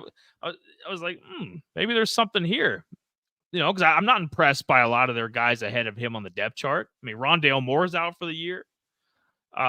There's the Washington kid. I don't mind. Casey Washington. He has potential. Drake London's overrated. Kyle Pitts is overrated. Darnell Mooney, just a guy. So Chris Blair, he might see some action. If there's an injury, I think he'd be the first receiver called up. I really do. I think they'd make a move on that. And from the preseason, he looked like he had a good rapport with Penix. So I keep it at that. Keeney Nwangu from the Minnesota Vikings was cut. I was surprised by that. He actually had a pretty good preseason. I thought he might have made it on. So Saints picked him up, and I know Kendre Miller is out for a little bit. I think Kendre is he on the PUP? Kendre. I thought Kendre was on the PUP, but we know it's Alvin Kamara, and then we know it's Kendre Miller as the backup. Oh, I'm not sure. I was gonna just gonna see if he was actually cut. I was just gonna take a look at that quick while you were talking. So When he's got a chance. He's got a chance to be called up, or even right now. With the Packers, maybe you get on the phone like, hey, come be our number 3, number 4, or even on our. I guess the Saints not on the practice squad, but it's like, hey, we don't trust Emmanuel Wilson. Come be our number 3 running back. I mean, at times he looked good with the Vikings. I like the signing. I put him at number 2 because I think at some point he'll get some playing time this year. So, and these guys you should hold on to on your taxi. Some people call it practice squad, some people call it taxi squad in Dynasty, but these are mainly taxi squad guys to just kind of let them bake, let them simmer. yeah, Kean, I guess he'd probably be more of your waiver wire guy sometimes. I mean, he had some good potential here and there, but you're even saying that he should that on the crappy Vikings backfield that he can't make the team, at least as a number 3 back. I mean, Ty Chandler he's decent, and Aaron Jones is, at this point is okay, but he should have been their number 3 back. So I think you're getting good value there. Just having getting him dirt cheap, especially for the Saints. I mean, that's nice insurance policy if things got weird with Kendre and his injury. But number 3, I put Bailey Zappi because why the hell not? The Chiefs just like the Chiefs do, they just picked them up. If something were to happen to Mahomes, obviously Carson Wentz is the backup. We know that. But Zappy's not a bad guy to have on the practice squad. I think he kind of got a raw deal. I thought he played better than Mac Jones with the Patriots. I think they just played Mac Jones because, he was a first-round pick and they had to. I think Zappy outplayed him at times. I think Belichick, when he was the coach, liked him more. And so if you're getting him off the scrap heap, basically, as like a practice squad quarterback, I'm okay with that. And like fantasy value, the only way he'd have any value is if there's an injury this year. If there's because the guy he started not much, but he started a couple games. He falls in the same category as like Jared Stidham, the guy from the Broncos. They're kind of in the same category where if there was an injury to a starting quarterback, that you might get a phone call. The same thing that Taylor Heineke's getting right now from the Chargers is the same thing. Guys like Bailey Zappi and Jared Stidham, they're kind of all in the same mold, same bucket. What do you think about Zappi maybe being in that same Heineke mold? Like, if there was an injury, like I think that's his. I mean, if that was Jones, like Jay, if Daniel Jones went down, like which he might, like if he goes down, and I don't know, whatever, Drew Lock is just awful or something, and I think I have more faith in that guy than I would Bailey Zappi. So I'm sorry, but I mean that's. I mean he has potential. We saw him a little bit here and there. I mean the Patriots didn't know what the hell they were doing last year. Let's start freaking Raiders, Mac Jones or Raiders. What about would you take Bailey Zappi or Aiden O'Connell? Like if something happened to Gardner Minshew, would you give Zappi I'm trying to find a reason to keep him. I'm trying to find a reason to keep him on somebody's, like keep him around. Lower on the bench or on the way, because he'd probably be on the waivers. I get it, but a reason to kind of keep this guy in the back of your mind. Just trying to think of a situation that could get him some playing time, so he gets some fantasy. Raiders, maybe. I mean, that's a good landing spot. I mean, Giants too, possibly. I mean, he could be a backup there in case anything. If Daniel Jones ended up having a major catastrophe with his. Trubisky's hurt too, and he's not very good. Like Zappi Trubisky's probably a little bit better, bigger build for what they got going on over there. I mean, better arm for sure, at least than Zappi. But that's just my thoughts, I guess. I mean, he's Zappy the Sappy. Yeah, the Zappy has been zapped, and he's zapping downwards right now. Zap your dumbass. Frank Gore Jr. Frank might be number 1. He should be. Like, had a monster preseason. I think he needs to go to the 49ers and call it a day. It's like his dad. Just go make it. Go put 20. Money. Go use number 21, just like his dad. Frank Jr. Yeah, I've been impressed with him since Southern Miss came in. It's kind of hard because Ray Davis is there, James Cook is there. I don't even know if Buffalo had. I think Ty. See, that's my gripe is like Frank Gore Jr. at this point is better than Ty Johnson. Okay, Ty Johnson is their third string running back. Ty Johnson's a joke. Get him out of here. How's he still in the league? Get him out of here. Frank, well, maybe we can't have two rookies in our. The hell you can't. You could have Ray Davis and Frank Jr.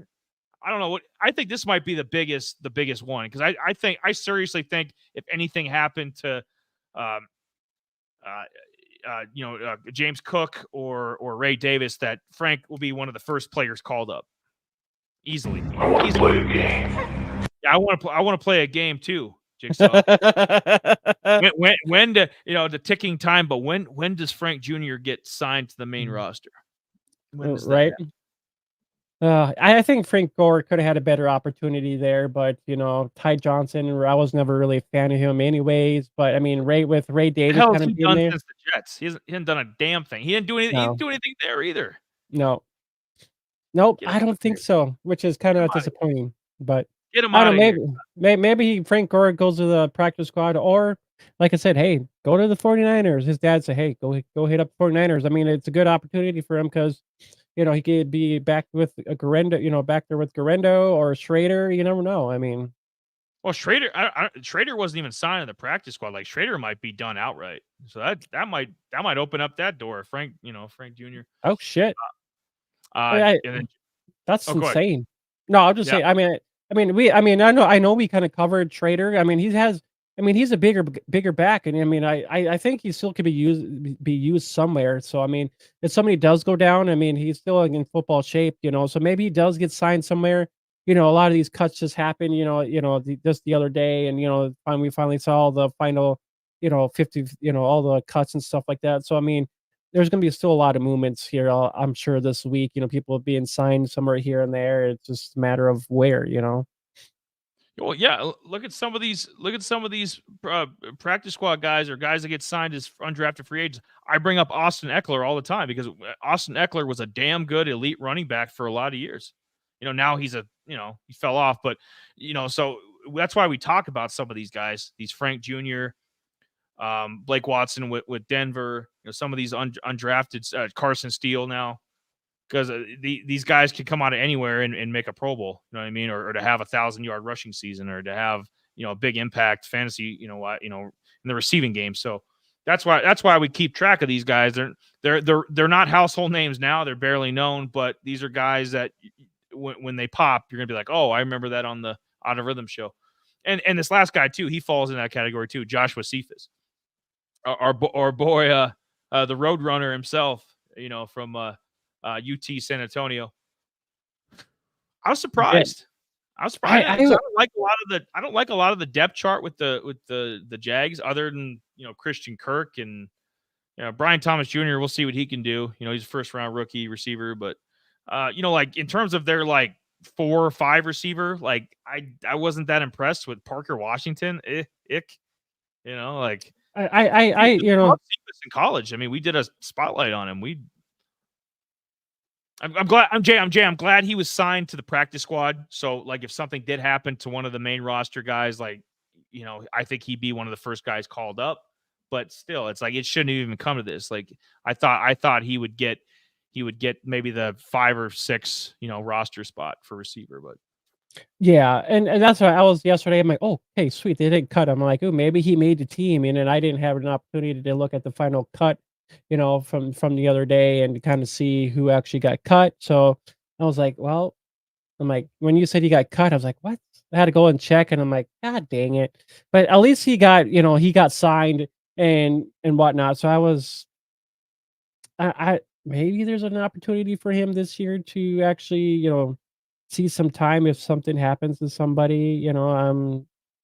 I know we covered him. He looked pretty damn good. I liked what I liked what we saw from him when we did his spotlight on him.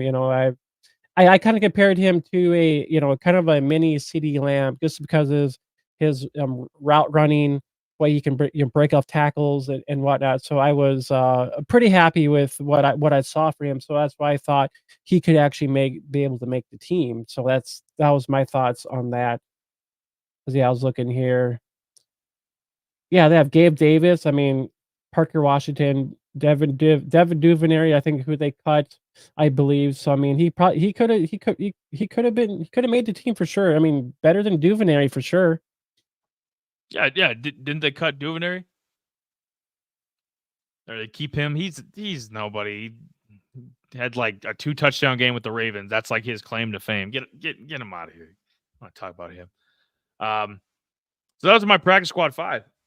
These are guys I think at some point you're going to be on, main rosters in the NFL, and you're going to be calling upon them for fantasy. They'll be waiver guys, and so make sure to put in claims for them. Yeah, well, hopefully. Yeah, I'm still gonna keep my eye on Cephas just in case, because if anything does happen and they are not happy with one of these guys, maybe they're like, oh yeah, hey, we'll kind of bring you up and see what happens, So it's kind of like, all right, it's awesome, kick ass, So I'm kind of happy with that. But yes. Do we get miscellaneous guys now? Is it? Yeah, we get all these miscellaneous guys that we kind of talked about here. So Josh, so these are kind of some risers. We've got some watch guys I kind of put on my radar a little bit. So pretty much first one, Josh Jacobs, pretty much a riser here because AJ Dillon going down. So you're going to kind of see that AJ. They're gonna feed him. They're gonna feed him. Ryback. They're gonna feed him more. Yeah, so they're gonna do that for sure. I like the fact that I don't have any shares of Jacobs, but I'm like probably too high for my taste, anyways. So I'm just like, all right. God, I got to sneeze here, and I got a tickle in my nose. It's like I want to keep talking, but I'm like, got a tickle right there, and I'm about ready to like. Take me in. So I mean, go ahead briefly. You can talk about just Jacobs briefly. Yeah, I think he's got a bunch of value right now. Lloyd, I'd say kind of along the same lines of Jonathan Brooks, like probably the first quarter of the season that, Jacobs is going to be used heavily. And, why the hell not? I guess his value, if you tried to trade for him now, his value is going to be higher than normal. So I guess at this point, if you have shares of him already, then you're going to benefit. And if you're trying to get your hands on him, you're probably going to have to overpay a little bit. You're going to have to overtrade a little bit. That's his going rate went up basically. Yeah. Yep. So my next one on my list here is Joe Milton. Oh, yeah. Since Zappy has gotten the Zap button, Joe Milton is a guy. His value, his stock has been kind of rising in Dynasty and stuff like that. So, and I think he's a good guy to actually have on your Dynasty rosters too, as well. I like what he did. We've been calling it, Jay. I like what he did. I like what he's selling. Yeah, I mean, I like what he's got going on. I like it a lot. I like the fact that he's got a nice big arm. It's one of those nice things where it's you don't know if he's going to start or not start because they haven't really made up their mind because after that game they're like, well, we don't know. I mean, we'll have to look at the film, see if May, and it's just like, well, does that leave the possibility for Milton to maybe start the year off as a starter? But with Brissett getting injured, it's kind of like, what do we do here? So it's still kind of up in the air. But I mean, for maybe a long term, maybe it probably wouldn't hurt to have Milton on your guys' dynasty rosters for sure. That's my thoughts on that because I love this guy. I mean, he's got one of the better arms in the NFL and just needs to be able to read it. How to run an offense a little bit more. So DTR, a guy who I have on my dynasty team, had him for a little while. You've been patient. You've been patient with him. Dude, I have been, and I went out, picked him up, and I'm like, I was debating on if I was going to actually drop him. Really, just like fuck, he has no use. There's no value for him. I was gonna actually like say bon voyage, see you later, and we say bye-bye. So and bye-bye, Jameis Winston. So bye-bye, Tyler Huntley. Bye-bye. Yep. So I'm pretty happy that the fact that DTR is the QB2, so I'm gonna hold in some stock on him yet. So I'm like, yes. So I don't have to drop this guy. I mean, he's got some upside to him. He had a little rushing to him when Got he was rushed in there. UCLA. You He know, got he got so he got put in a bad situation last year, and Deshaun Watson is gonna put a lot of people in a lot of bad situations if you catch my drift. But yeah, he was thrust in there. He wasn't ready. He's a project. I mean, that's came in a league project. Jordan Love. I mean, Jordan Love didn't look very good his first couple times out either. And now look at him. Now he's got paid $55 million a year and had 32 touchdowns. So I like him as the backup. Stefanski's still working with him.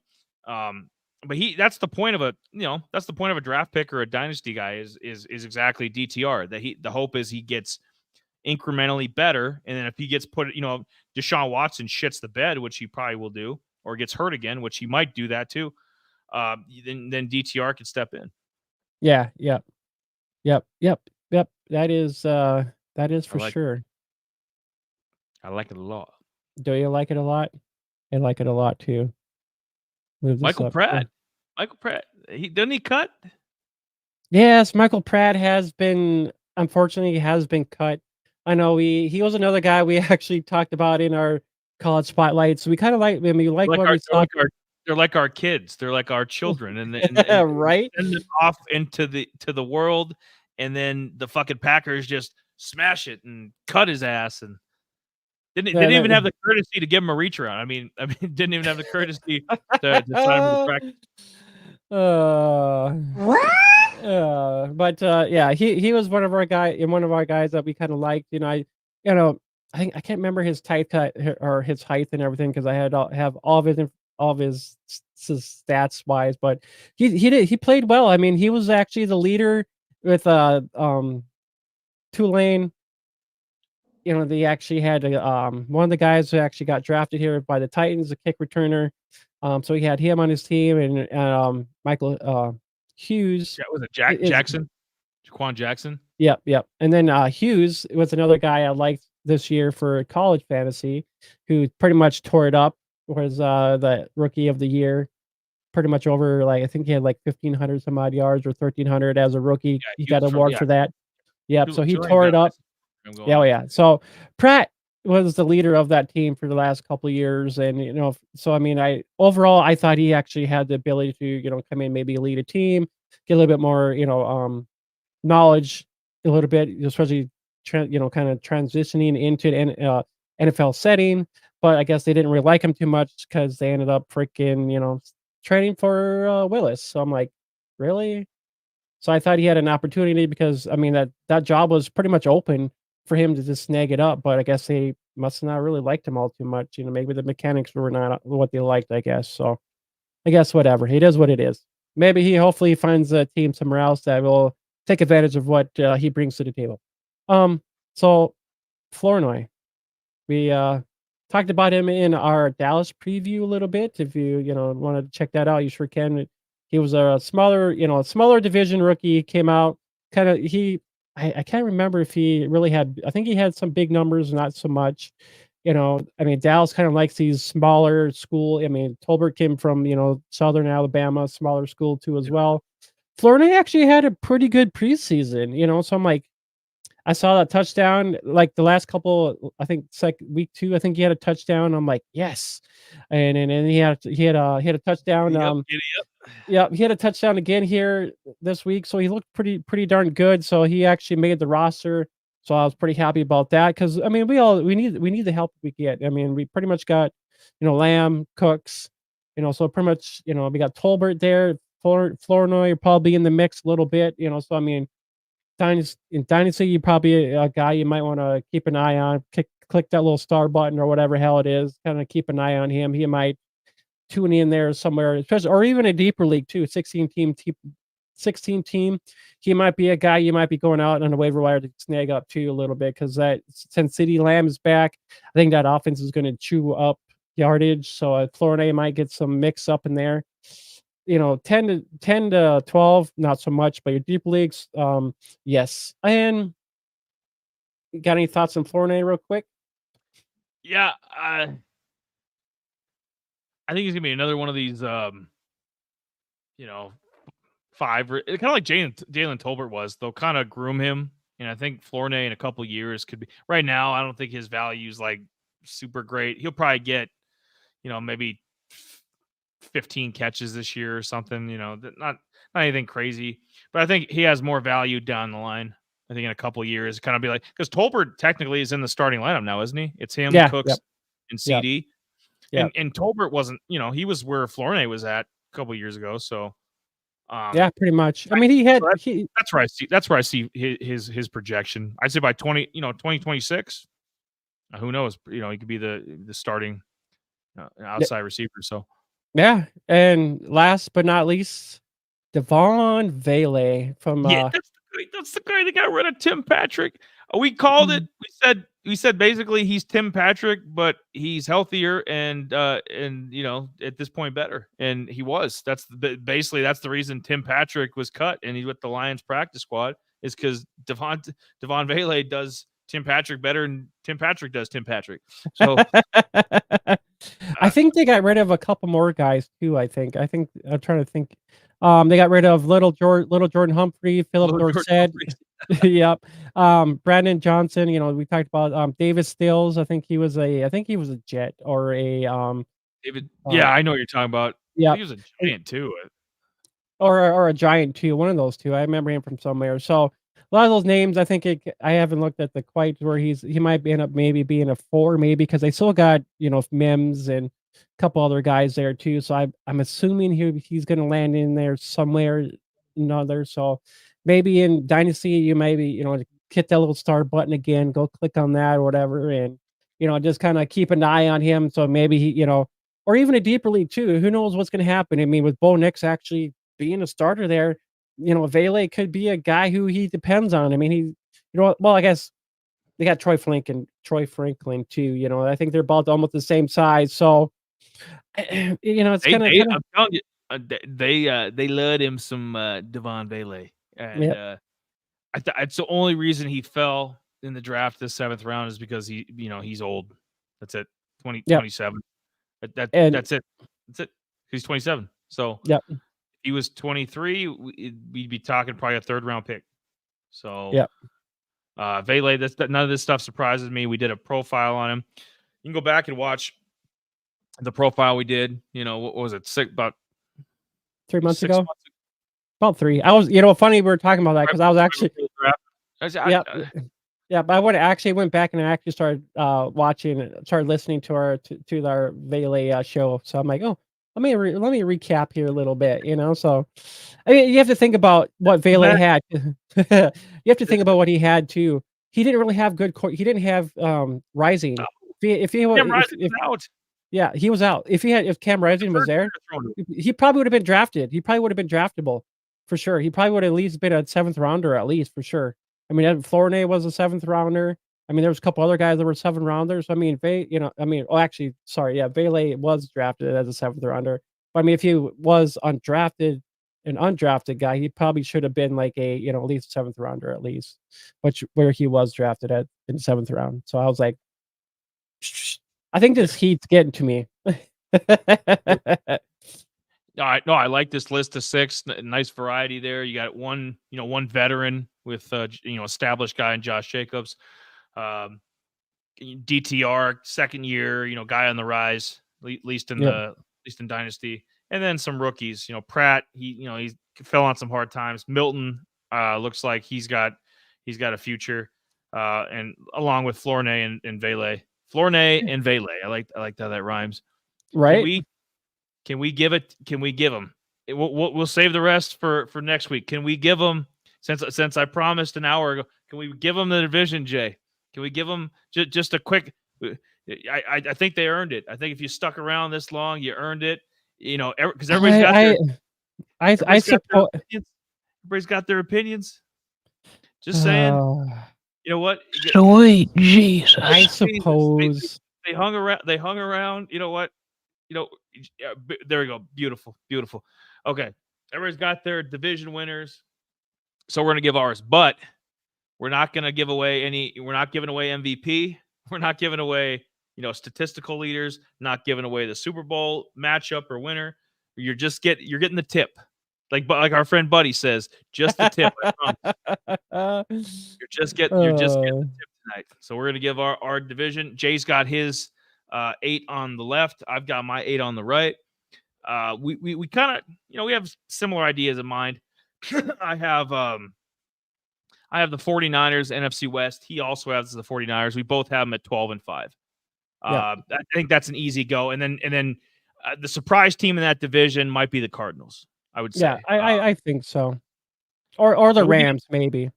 Either one of them. I think the Rams will be. I think the the Rams will be a wild card team. I think they'll be. Hey, shh, don't be giving away any of the wild cards. Oops, sorry.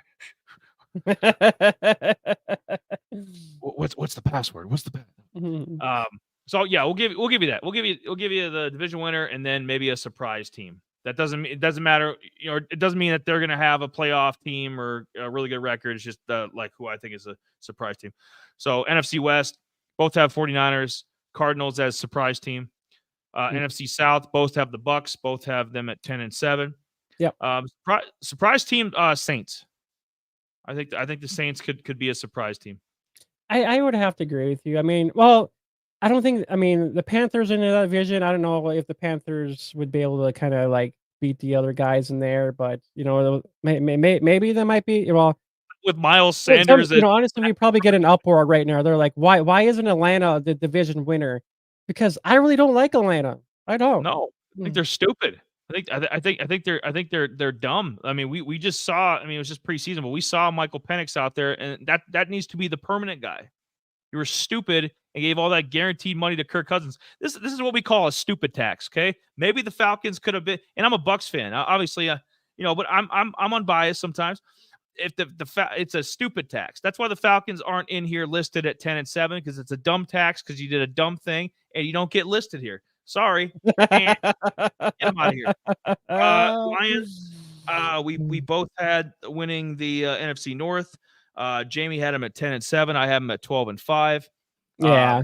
I was looking at my list and I'm like, I see a lot of 10-7, 11-6, and I kind of looked at what their record was last year, and I was trying to really kind of give up more of a basis. Like, well, okay, they could probably win this game or that game. How many games can they kind of win? So I mean, I was kind of like, so somebody, and I looked at the over under too. So it's kind of close to the over under too a little bit. So I'm like, okay, so it might be close to what some of the betting, what the over unders and betting is out there too. Yeah, no, and that's totally fine. So I don't think there's going to be a surprise team for the NFC North. I think we kind of know, I mean, unless technically the Bears sporadically win freaking 9 or 10 games, but I don't even think that you're right. I don't even know if that'd be a surprise because everybody's on Caleb's dick. So I don't even know. Yeah. I mean, everybody's so like, oh, they're the Bears hype is so much. It's like makes me sick. I want to throw up in my mouth. The only thing I really care about coming from the Bears is Roma Dunze. That's it. Nothing else. An 85-year-old Keenan Allen, of course. And supposedly he is injured. So there we go. Rome is burning. Rome might go right to the top of the depth chart soon, which is good. We like Rome. We love. I might stick him in some DFS lineups this week. Yeah. Yep. Perfect. Or upcoming week. NFC East. We'll finish up with the NFC here. He's got Cowboys 11-6. I have the Eagles at 13-4. Eagles are just stacked. The whole team. I know they just.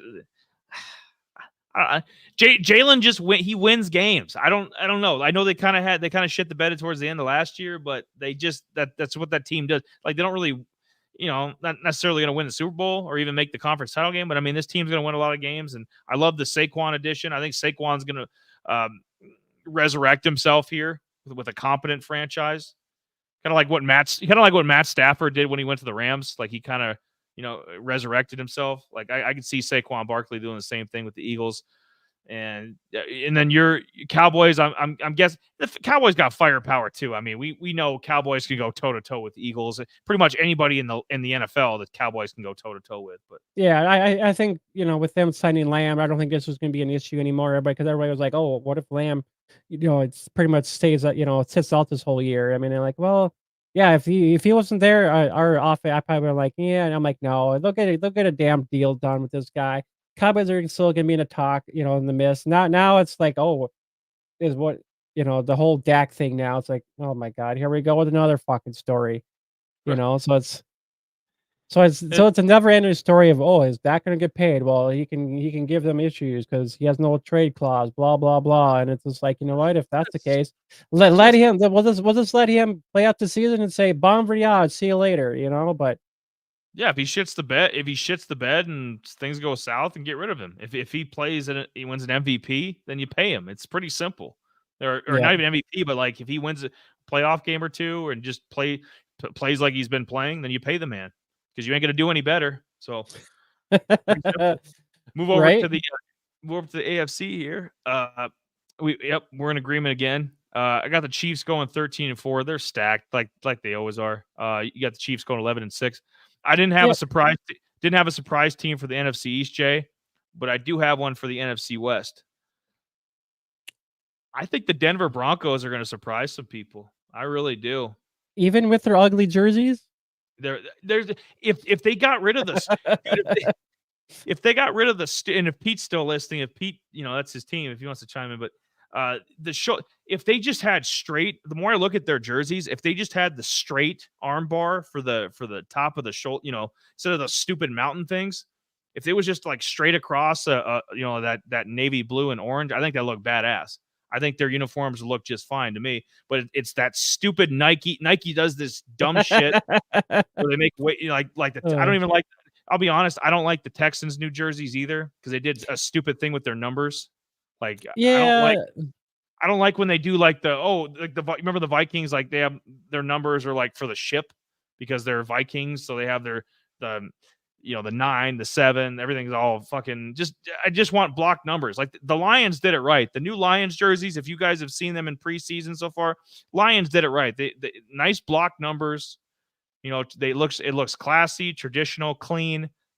The Broncos could, they could have done, especially with the shoulders, like they look stupid. But they're going to surprise some people. I think they are. Even gutting the whole team and gutting Russ. I think they're going to surprise some people because people think they're going to just stink, and I don't think that's going to be the case. AFC South. Texans got 10-7 for Jay. I got 12-5. yeah.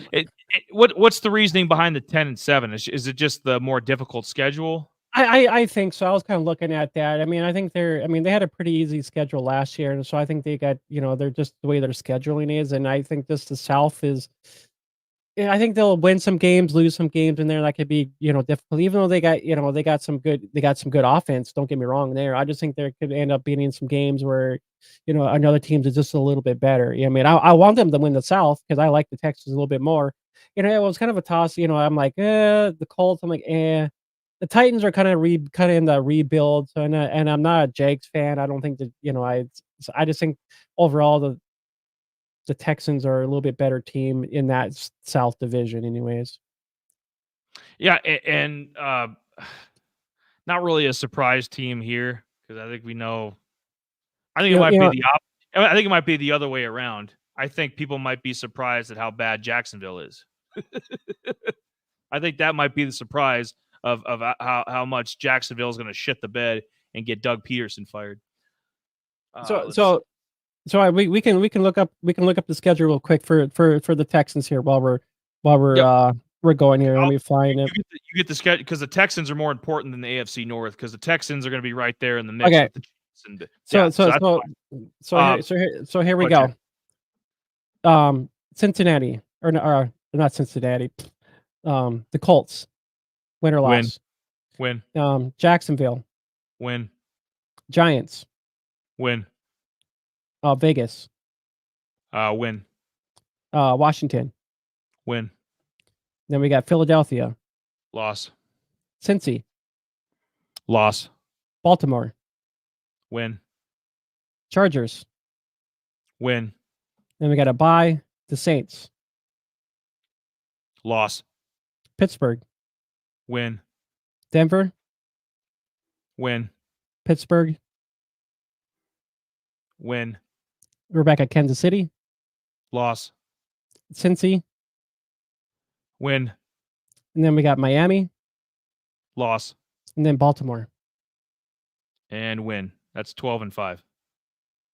So I mean, I had a couple losses in there because a couple of the double headers in there that they play. So I'm like, because sometimes you think about it. If they play a team twice, there's a chance that they just go 1-1. They win one, then they lose one. So I kind of put that factor in there a little bit. We got AFC North here. So Jay's got Baltimore 11-6. I got Cincy at 10-7. I think that'd probably be the biggest difference we would have is probably this division, because it's all over the map. I mean, if the fucking Browns could get anything from Watson, and the Browns would probably win this division, honestly. But if they can get their shit together, they probably could, because they have the manpower to fucking do this. It's so fucked up. Their shit is the rest of the team for the most part is pretty together. It's that fucking quarterback, and the problem is he's not on DTR's contract. They'd be better off with DTR. Having at least you could be like, okay, well he's a young late round guy, developmental guy. Okay, we're working. He's cheap. Like Purdy is for the 49ers. He's cheap. We're working. Deshaun Watson, his cap hit's like what, $63 million. So it's quite a bit. Paying this motherfucker like he's the highest, like he's the best quarterback in the league, and he's Guy nowhere hasn't played in like 3 fucking years either. He hasn't played in that, 3-4 years, like legitimately, and it probably isn't even a top 20 quarterback at this point. So it's a fucking joke. I'm tired of talking, and we got to keep talking. Here's your Oakleys. Yeah, until we got to keep fucking talking about this guy because he's gonna have targets, or he's gonna have weapons. He's gonna have, you got Cooper and the young kid Thrash. I don't mind, the young kid from Louisville they drafted. So I mean, they're gonna have Tillman, Judy. Like they have some guys for Watson to throw to. So so the Browns could be I think the Browns would be the surprise team of this, or they could be. And then the AFC East. The Jets were my surprise team. But you went all the way with it. You're like, fuck it. They're 11-6. They're winning that division. I got the Bills 12-5. My theory is the Bills are going to win this division until they don't. Because Dolphins, I don't trust. They'll get their wild card. They'll do their Dolphin thing. They'll win. They'll go 10-7 or something. And that's just what and then they'll lose in the first round of the playoffs. That's just what they do. But the Jets are interesting. Rodgers stays healthy with some of these weapons they got. They have a very underrated backfield. I mean, I like Davis. I love their backfield.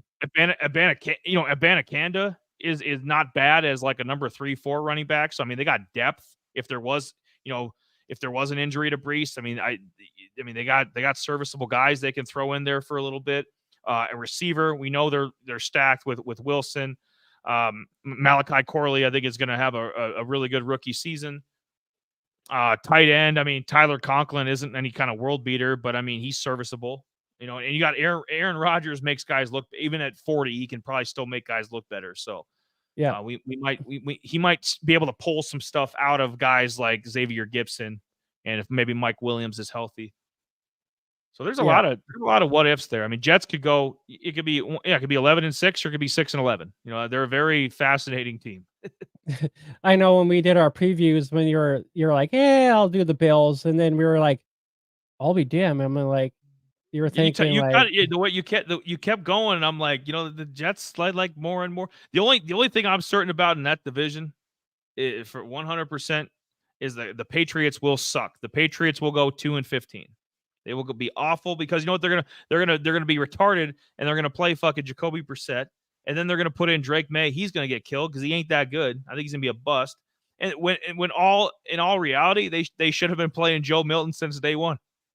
They should have just put the kid in. Just put the fucking kid in there. Here's the thing: if they end up going bad, at least they can actually get Ollie Gordon. They can get an Ollie Gordon. Yeah, that's what they need. Yeah. fuck yeah, Ollie Gordon and obviously some offensive line help too. I mean, maybe a franchise left tackle, something. They need a lot of pieces, but Ollie Gordon would give them somebody dynamic. Ramondre Stevenson ain't dynamic. Come on now, or Antonio Gibson. Come on now. Yeah, they're just guys. they pretty much are. But yeah, so those are our division winners, and we'll give you more in our next show. We'll give you some. We'll give maybe wild card, wild card and Super Bowl with some other 6 other categories that I came up with. So you're gonna have to stay tuned for that. And we'll just kind of we'll probably bring in our college playoff too in there. We'll mention that a little bit next time around too as well. So yeah. But for we haven't done that in a little while. No, I know. We gotta minimum. We gotta get at least 3 in a show. Yeah, that's contract. Sure. No.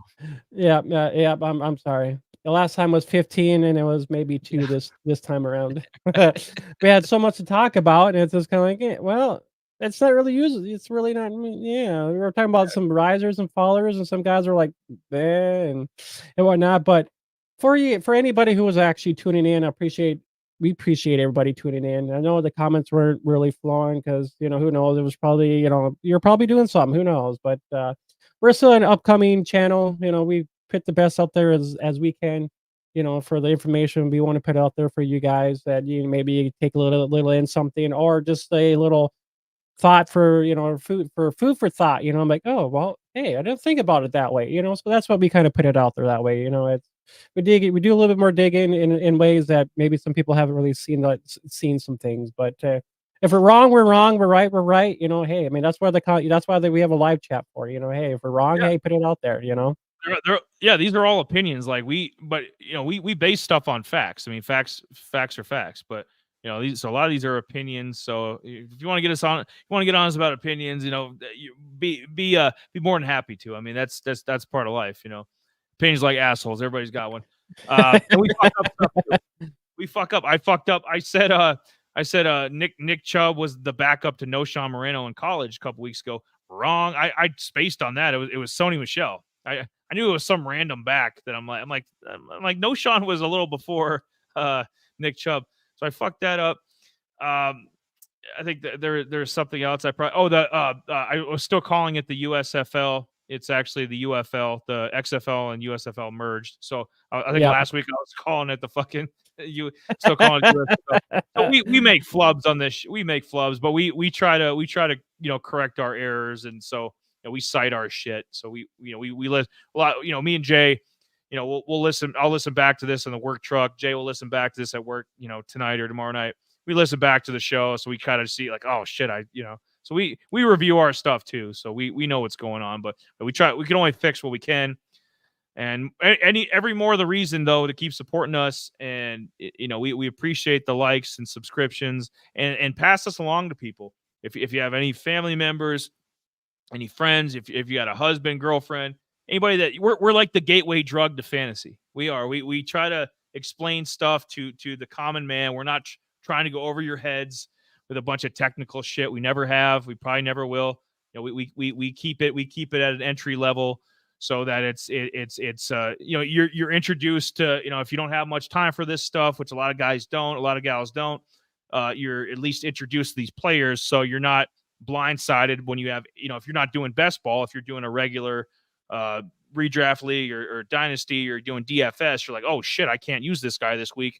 Okay, this guy, in DFS is super cheap. I remember the Out of Rhythm guys talking about him. I'm gonna go pick up Devon Vele this week for 3,000. And then boom, he pops and has 4 catches, 73 yards or something, and then so it's stuff like that. We're fine. We try to find hidden gems. We try to be the entry level. So, but yeah, the only thing you guys can do, because we don't pay for advertising, we don't have any sponsors yet. So this is all fucking word of mouth. This is all old school. So you can pass that along to people that are interested in fantasy or want to get involved in it. It's a fun thing to, that's the thing about the NFL. Like all the, everybody's got somebody in their family or friend circle that's into football. I mean, everybody. I mean, it's the biggest sport in the country. So yeah, and in there, I'm trying to work in some college stuff too, if all possible. Yeah. I mean, if not, I mean, if there's a content creator out there that wants to jump on with us or me or whichever, we just want to talk about some fantasy, college fantasy in general. Shoot me a DM on Autorhythm Fant, or give Eli a shout out too at Eli, or handles are on the screen up there. But I mean, I'm working on I'm gonna be working on week one. I'll be putting a little flyer out on X. My thoughts on maybe some upsets this week if you're into college. I'm kind of start working on that to try to get it out here maybe tomorrow or Friday, before some of the bigger games hit. So I'm gonna work on that a little bit too as well. So stay tuned for that. Watch out in X, and yeah, I think that's about it, man. It's time for us to get out of here. I got a pack of cards to rip up. What? Yep. Before we get out of here, any chance that South Dakota State has any prayer at beating Oklahoma State? That might be. Game. I mean, it's gonna be a tough one. I mean, Oklahoma State's a top 20 team, and you got your boy Ollie Gordon. I don't know, man. Be a tough one. I think it's gonna. I think we lose, but I think we stay at pace. I think they're gonna play them tough. I think they're gonna play Oklahoma State tough. I think we get it. We go 0-1, but after that, then we'll be back in the championship. Get back at the FCS level and start rolling. Yeah, people. we'll take one loss, and the rest is history. So. But I think it's a good look for the FCS. If South Dakota State, who's been the defending 2-time FCS champion, if they're competitive against a top 20 team, if they can hang in there with Oklahoma State, keep it within 10, 13 points or something, I think that's a good look for FCS in general. So yeah, and I'll be looking forward to that game, and then obviously the big game, big weekend game, Georgia Clemson. Yeah. I will make sure to have time codes in here too with all of our separate segments in there.